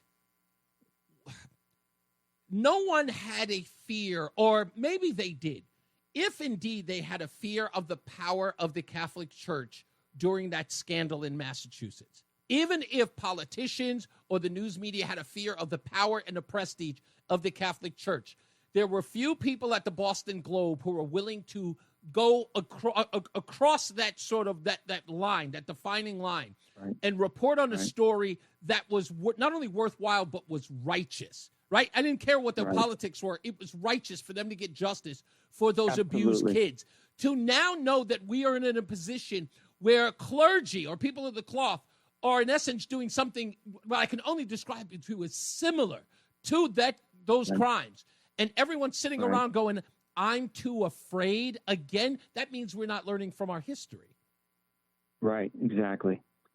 Yeah, you said to Jake Dell, can we do anything? The government's guilty of acts of licentiousness. I agree. They just passed that porn bill. You know, that's, you know, it's so egregious what they're exposing children to, and the educational system is transing kids behind teachers' backs. That story's behind parents. It's backs. As if they want. That story needs to be blown up too. Tom, I'll tell you what it is. I think what they want to do is, instead of never having the Boston scandal repeat again, they're trying to reinvent it. That's what I think. That's what I think is going on. That people are now looking at that 20 years later and going, you know what? It wasn't that bad. Let's do it again, but this time under the auspice of transgender care. And it's absolutely, it's horrendous, and it's the same devil. Yeah, there it is. Spirit. Exactly. It's the same devil. Spirit. Yeah, indeed. Really? Thank you, Tom. I appreciate you, sir. Okay. Last but not least, let's go to Dave in this break. How are you, Dave? How you doing, Reese? I want to make the point that that awful euphemism, gender-affirming care, which is completely meaningless. Yeah. I would like to mention that has become a civil right as per Attorney General Tong. That's right. You know, if you can get one quack doctor to say your 14-year-old kid needs this. And the point I want to make is what you would call gender-enhancing care, which is to give those dangerous carcinogenic hormones to the sex that they belong in. If any doctor did that, they'd say he was a quack and committing malpractice. Indeed. In other words, if your 14-year-old daughter wants to grow a peach fuzz mustache, then she needs it. It's her civil right. But if your 14-year-old son wants to be hairier with more beard and a little more bulked up to make the wrestling team, that's a crime. That would be sick. And I just want to make that point, that these exact same hormones, for a crazy reason, which is to change your sex, it's a civil right. But if you want to get more of what God gave you, that's a crime. Yeah. And I just think that's incredible hypocrisy. And if I got one more minute, The good thing about that guy you had on last week with the ecological way to control hydrilla, it has the very good side effect. If you actually harvest that stuff and take it out of the water, you're removing nutrients from the body of water that it's growing in. The body of water that grows that is usually called eutrophied, with all the plants that go wild and sink to the bottom. And it makes the lake or the river get old before it's time. If you harvest it and take that nutrition out of the water, and those nutrients are bound up in the hydrilla, and then what he said, you compost it on dry land and dump it on your farm, and it does something good. Exactly. That maybe helps pay for the little extra cost of this more ecologically safe procedure. I just wanted to throw that in. No, good point. Good point. We got so many more details about that coming up. You got it, Dave. Thank you. I do want to say what Dave said about that last part, that I find so astonishing about this is that it isn't like we don't have doctors doing the thing that many folks have complained about for eons. They say that medicine never, ever gives you the cure, right? They just give you something to handle the pain or handle the illness. They never give you the cure. That's what all of this gender-affirming care is. Because once these kids have it, they're in the hospital forever. Reese on the radio is getting ready to drop some knowledge on WTIC News Talk 1080. Drop it. We're back. It's Reese on the radio, News Talk 1080. And I'm sorry, I've got a million things sitting in front of me because I need to prepare to make sure that I'm doing all of this in a consistent way. So let me break it down to you. So over the weekend, there were a few more articles about Diquat. And I found them all fascinating in their own way. Because the one thing that I couldn't find was any meaningful reporting on Diquat's ban in several European countries and in China. No meaningful article. I tried, but there was no interest. So let me begin by doing what I'm supposed to do, and that is inform you of what journalists are supposed to do versus what they are not supposed to do. If you lead with telling people what something is, you should do that based upon your research as a journalist. So what I'm saying here is you say, why is Diquat banned in the European Union? And then I cite the publication or the research that explains to me why the European Union did it. I don't suggest in my article that I'm going to tell you that it's been banned and then do not express why. How do I know this? Let's start with one of the new publications to write about Diquat. From the Stamford Advocate. What is Diquat and why could it be sprayed in Connecticut waterways? Here's what to know. So the article begins by expressing to you, I'm going to give you the information. I am going to make you a knowledgeable individual. What you should know. Even though I really shouldn't be doing that, but if I express it, I should meet that mark. What is Diquat and why it could be sprayed in Connecticut waterways? Here's what to know. Let's get to the most important part. They put in a paragraph here. Is Diquat banned in Europe? Though the EPA says cataracts and dehydration are the long-term health effects resulting from Diquat exposure, chemical herbicides based on Diquat have been reportedly, I don't even know what that, is that even a full sentence? Chemical herbicides based on Diquat have reportedly resulted in paralysis and other major health concerns. Why is Diquat banned in Europe? That's the first paragraph. The second paragraph answers the headline. In 2015, the European Food Safety Authority ruled that Diquat should not be used on food crops. The European Union banned the use of Diquat in 2019, with a ban in the United Kingdom following a year later. Why? The U.S. National Institute for Occupational Safety and Health in 2006 examined 144 Diquat-related acute illnesses, and through it confirmed that overexposure, particularly ingestion, could be fatal. Many illnesses could be prevented through stricter compliance with label requirements. Quote, these products have passed comprehensive EPA risk assessment processes and registration of aquatic use in both the state and local and state and federal levels. Keith Hannon said in an email, these registrations are based on field and laboratory studies and observations that analyze whether an active ingredient causes unreasonable risks to humans or the environment. The United States Army Corps of Engineers has determined that the application of these products will not significantly affect the quality of the human environment. It says, why is Diquat banned in Europe? That paragraph talks about the United States Army Corps of Engineers and what they say about it. It quotes Keith Hannon. Isn't that crazy? Shouldn't it be talking about what the European Union found? No, it's not in the paragraph at all. In fact, it's one line.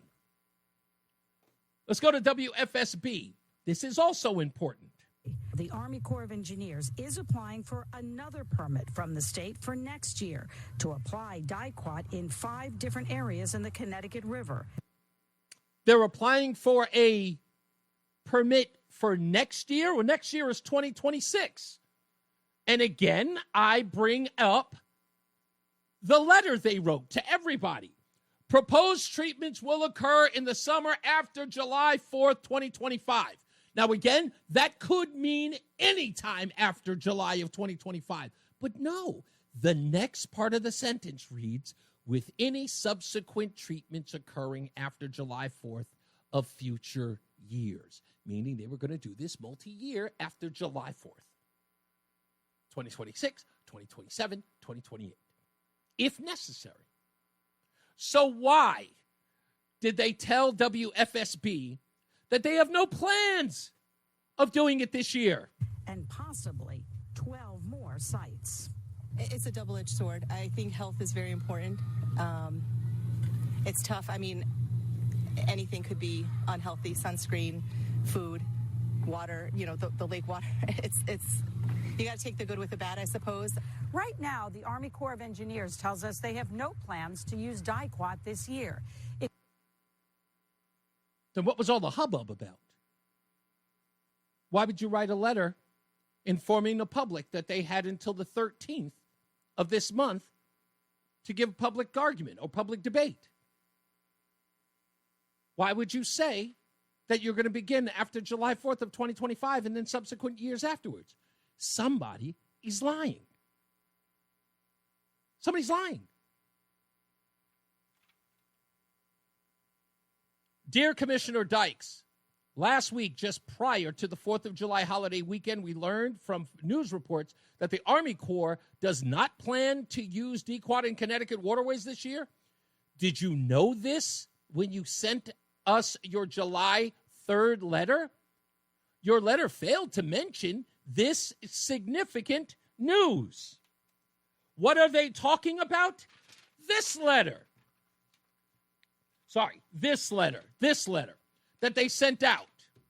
We appreciate the strong interest in the U.S. Army Corps of Engineers' efforts to combat the spread of this invasive, highly transmissible strain of hydrilla. The threat of the strain to the Connecticut River natural ecology are real. and include degradation of river habitat and water quality and harm to native plants and animals. Additionally, the strain could affect the local economy through the loss of waterway navigability and fishing, lowering of property and fishing and the lowering of property values and increase in flood risk. There's nothing in here that says that they're not going to douse it this year. This came directly from Keith Hannon. He is the United Army Corps of Engineer project manager. This letter came from DEEP. This was their response. Nobody said, hey, calm down, guys. We're not going to do it this year. We're going to have a public review of this. They're pretending that everybody's up in arms about something they were never going to do, which is bull. So what's up? And with the news media helping and covering this up, calling it mis- and disinformation, I might add, what's the disinformation? What's the disinformation? That's all I want to know. Somebody be responsible enough to tell me what the disinformation is. It's banned in Europe, right? Yeah. It's banned in China. Yep. Did they ban it because it was harmful to animals? Yep. Did we find out that it's harmful to the bog turtle? Yep. Did we just see an article in the Hartford Courant this weekend that said that one of the species on the endangered species list was the bog turtle? Yep. We found out that Diquat is actually detrimental to a lot of animals on the endangered species list right in Connecticut. Did anybody bother to find out if Diquat was going to affect those folks? Nope. So why lie? Why lie and say that you were never going to do it in the first place? Why make that the story? Why not come out and explain to us that if China, again, a place that doesn't give a damn about the environment. Have you seen the pollution over at that place? Have you seen it? They're building 5 to 7 new coal-powered plants every week in China. Have you seen the fog and the muck that is covering their skyline on a regular basis? They couldn't give two craps about the environment in China. And even they said, oh, no, Diquat, too much for us. No, absolutely not. Spray Diquat? Oh, you guys are crazy. No. The place responsible for COVID-19. Guys just walking around with a virus. Just leaving the lab. Taking luggage. And infecting the world. These folks said, Diquat, hell no. And the Army Corps of Engineers going, yeah, spray it. And everybody else is running around talking about how it's mis- and disinformation. Why? Somebody asked me the other day and said, hey, Reese, why didn't they mention you in any of those articles? I dare them. I dare them to say that what I'm doing right now is mis- and disinformation. I did all the work that nobody else bothered to do. Every article that has been written about this, let me explain to you what they did. They say in the piece, what is Diquat and why was it banned? And then they go on to quote the source that wants to spray it. Who does that? How is that informing the public? That's like a murder suspect, and you go to find out whether did he actually kill them. We got a quote from the accused murderer, and calling that the facts. The people who wish to use this by you promoting what they say as they are the only people, they're the arbiters of truth in all of this, calling it disinformation because they don't agree with us having questions. Because they think it's mis- and disinformation because we have questions. Dude, the stuff we're reading about it gives us pause. Anybody want to address what gives us pause? No. They want to write articles about what the people who want to use it have to say and call Chris Webby a rapper who's disreputable. Take your advice from the experts and not some rapper on the internet, they write. Do you think we forgot about the experts? Do you think we are that dumb? Or are you that dumb that you would go around repeating the same stupidity of 2020?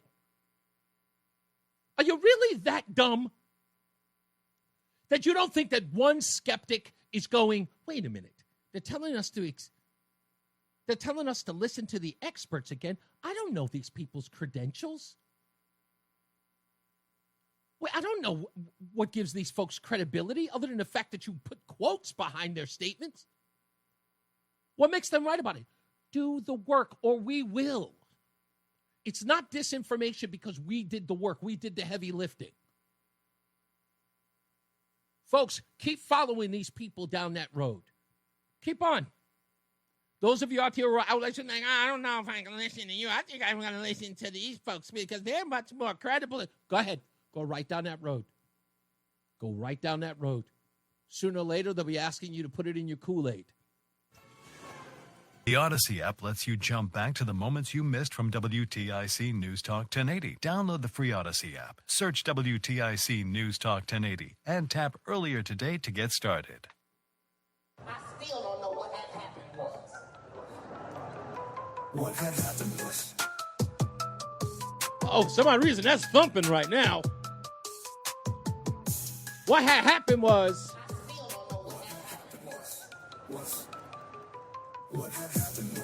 It's what had happened was.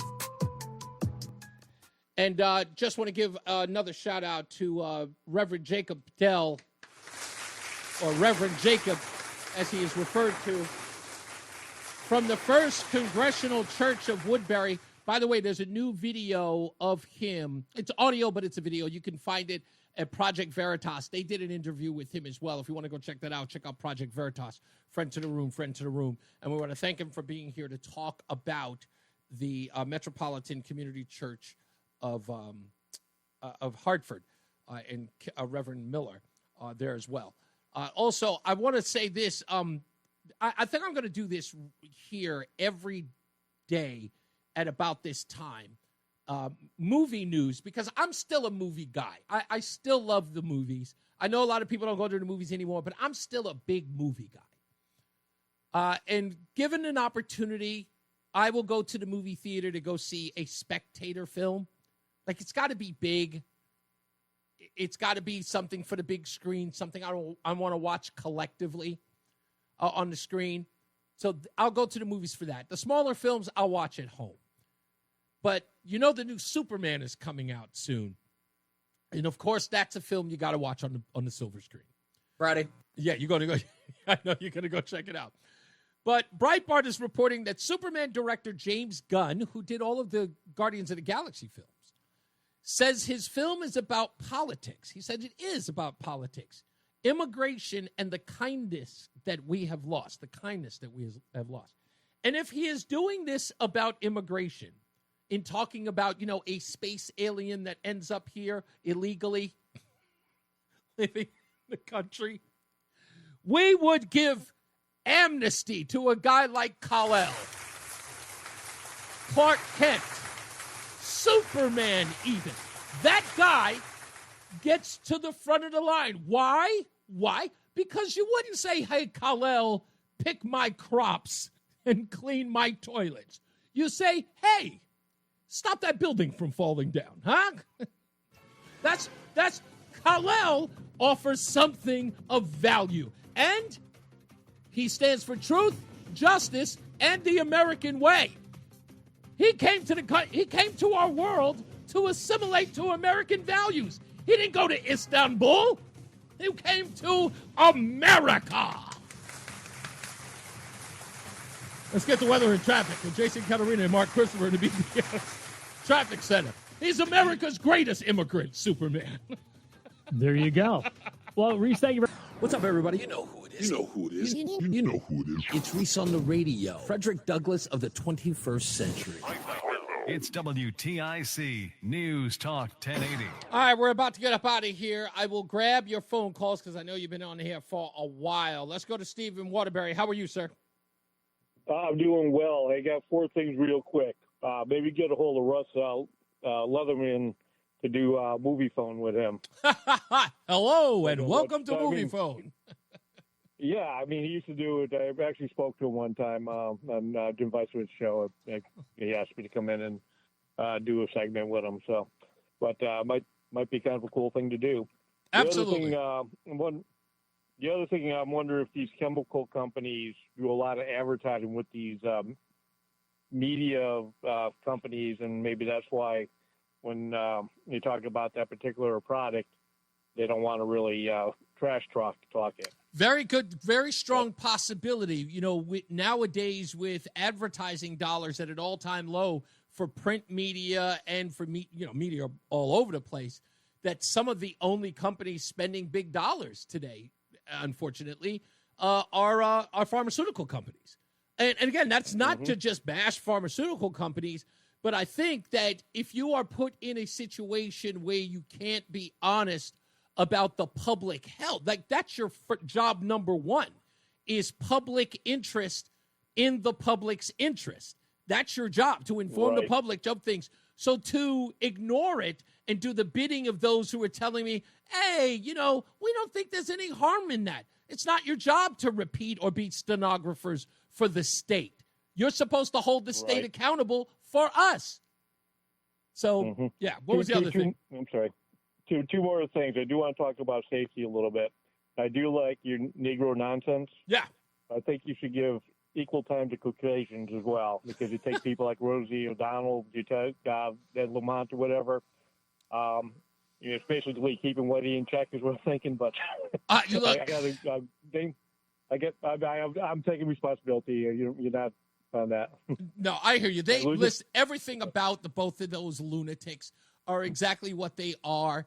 And that's why I said the Lamont thing, trying to equate that with his, somber tone about those who have lost their lives, and then to find a way to associate that with a bill that was signed a day after the carnage is ridiculous. But, it's horrible. It's horrible. And what was the last thing? What do you think of, really quick, what do you think of the term white trash talk? The Negro nonsense. White trash talk. I don't know. You have to understand that there is a reason for this. Look, as a black man, which is a thing that they're going to, I'll put it this way. As long as the left and the African-American left are going to continue to tell me I'm not permitted to have the point of view that I have, or to look at things in an objective way, that I'm supposed to adhere to a groupthink in the African-American community, this is my pushback on them. And if they're offended, that means it's working. And I think it's hilarious. Yeah, and that's the purpose of it. It's not about giving equal time. For me, it's to tell them, you know what? If you really want to be offended, give me Thursday. So that's all. Well, I'm doing this a little bit tongue in cheek, actually. But no, I appreciate it. Talk about safety real quick. When we had Y2K, a pastor, a friend of mine, had asked me if he thinks I should get a generator, prepare everything. So listen, I don't think Y2K is going to be an issue, but I think you should be prepared because of disasters. Now, I think people, when they go around to the beach with flip-flops and they don't have good shoes in their car, or they go out in the winter with a T-shirt because their car has heat, they're not thinking, what if my car breaks down? What if I get run off the road or whatever? Yeah. We had 100 people die with the blizzard of 1978 because they were stranded on roadways. They either ended up dying of hypothermia, or they ended up dying because they had carbon monoxide poisoning, not thinking they got to clear the snow away from their car. I think we should always be prepared, and hopefully nothing happens. It's like having a gun permit. Yeah. You have a gun permit, you never want to use it. But you got to be prepared too. That's right. You got to be prepared too. Absolutely. Yeah, good point. Thank you, Steve. Thank you for that. You got it, sir. You got it. Let's go. Christina's in Middletown. She's held for a little while. I know she wants to talk about my conversation, I'm assuming, with Reverend Jake. Yes. I went to Reverend Jacob's service in Woodbury yesterday. Mm-hmm. Oh, you did go? You went to Reverend Jacob's service in Woodbury? Because Metropolitan Community Church is going to be on Zoom only for the month of July. I guess it's about Christine, you're breaking up. Why are they only going to Zoom at the Metropolitan? About reaching out to Reverend Miller there because I'm not going to sit on the computer in church that way. Christine, I'm sorry, but you broke up. Why are they going to Zoom for the month of July? Because of a lack of security. Oh, so they're concerned that there's a security issue at the church. Yes. Okay, my assumption was correct that they are turning this into some sort of attack towards them. Nobody's attacking them. People want answers, and they refuse to give them. They're the ones scrubbing. They're the ones going into hiding. They're refusing to come clean about anything that's done. So this nonsense, with all due respect to them, and I know you know them, and again, you don't have to co-sign what I think. Them running and hiding or tucking tail to go run and hide and then make this about they're in danger. No one's in danger. If anybody's in danger, Elvira Saeed, her daughter's dead. So if they want to talk about people's well-being, they're in a particular position to lecture us about people being in danger. The only thing they had to do was to come out. And it's real simple, Christine. All they have to do is come out and say, we absolutely were wrong. We made a mistake. We do care about this community. We do care about those who wish to transition, but we should not be doing things against the wishes of parents. We need to be talking with them, not against them, or keeping them out of the loop. And if they had said that, that would have been worth $1,000. It would have been worth $1 million in saying that they were honest brokers in having a conversation. But because they can't be, and because that's usual, I mean, again, I hate using the word coward, but this is cowardice. That's all it is. Come out and say, we were wrong. Because you wouldn't scrub your website if you're doing good work, Tony. You wouldn't scrub it. You wouldn't hide your telephone number so you can avoid answering questions if you were on the up and up. And it's clear that they're not on the up and up because they tucked tail and they ran. Why run? Just come forward and say, we made a mistake and we apologize and we promise to do better. Instead, we're going to go into hiding and everybody, if you want to, come on Zoom. These are not the actions of people who are honest. That's all I'm saying. Reese, I'll say this. If people get word to Reverend Miller and Tony Ferriello, we'll put our differences aside, tell your side of the story and what happened. That's it. Don't run and hide anymore. That's it. That's all they need to do. Because they appear guilty. The fact that they don't, and again, it's not like the news media is haranguing them for a statement. They don't even care. They don't even care to even talk about it. So if they're hiding from anybody, they're hiding from me because I'm the only person talking about it. Well, Reese, don't get me going on Fox 61 for the story they did on someone on the end of Pride month last week on this, quote, non-binary trans, spreading trans joy on the tomato line. And that's the wrong umbrella. Yeah. No, Christine, I will give you an opportunity to do that, but I've got to wrap up. I appreciate you. Like I said, if you hear from them or you talk to them, you know what the drill is. Just tell them, look, the only person they're hiding from is the only person who's talking about it. And that's me, or if anything, Mark in West Hartford, which I consider us the same. So if they want to talk, hey, my telephone number, he has it. I've called them a bunch of times, and I'm sure my number is locked into his phone. So, but thank you, Christine. I appreciate you. You got it. Bob Jones, he says, your views on the non-monolithic black community are backwards and, okay. Let just because it was brought up, I just want to make this 100% clear. So there was a piece that I was listening to the other day, and I think it was News Nation was asking the question of this political guy, some political talking head. And he was talking about the numbers of African Americans who voted for Donald Trump in 2020 and then voted for him in 2024. And the differences were considerable. And the reporter said that in 2020, that 8% of the black community voted for Donald Trump. And in 2024, some 14% voted for him. It's almost doubled. I think it was 14 or 15%, but it was considerable.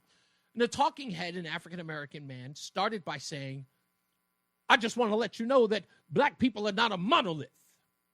And then the next sentence went on to say, but there's no way that those numbers are true. I don't believe that overwhelming numbers of African Americans voted for Donald Trump. So he made an argument about them being a monolith while saying that they are not. So he then went on to say, wisely, that you may be talking about the percentage of African Americans, but we do not know the number of the overall vote in both of those elections. And I heard him say that, and I said, you know what? He's right. We don't know. Because if the margin, right, if the margin is 8%, we need to know overall how many African Americans voted in the election of 2020. And then we need to go to the number of African Americans who voted in 2024. So it doesn't matter if it was 8% in 2020 and in 2024 it was 15 or 14%, because if the number of African Americans were lower in 2024, that percentile means nothing, right? You get it so far? Right? So it's like saying if 5 people had voted in the election and the vote was 2, and then the next election only 4 people voted and the margin was 2, it's a lower number. You can gauge that differently. So I looked it up.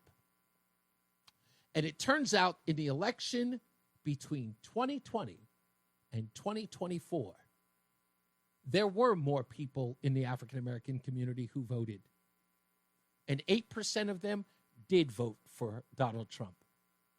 And in the election in 2024, fewer African-Americans voted in that election just this past year. But the percentage was higher, almost double. But when we get the raw numbers, it turns out that more African Americans voted for Donald Trump in 2024 than they did in 2020 by a margin of 700,000. So more people did vote for Donald Trump in 2024 than they did in 2020. It didn't matter that the percentages were different.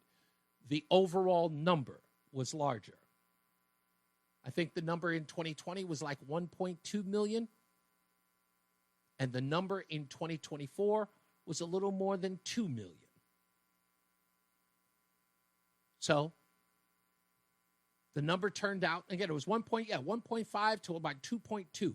So about 700,000 was the difference. So yes, more African Americans voted for Donald Trump in 2024 than they did in 2020. That's a fact in looking at the exact numbers.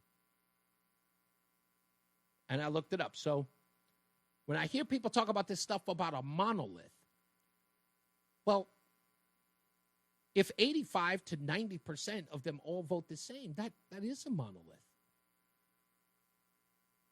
And please, nobody's that dumb. That's what we call a monolithic vote in politics. When the overwhelming majority vote one way. And you only need that number to be 85%. You don't need 90. It doesn't have to be 99.9. 85% of a political block? Yeah, that's a mean block. And that, my friend, is a monolith. You can agree with that, right? You don't need me to tell you that. So, again, I'm just trying to give the numbers, man. I'm just trying to do my job. That's all I can do.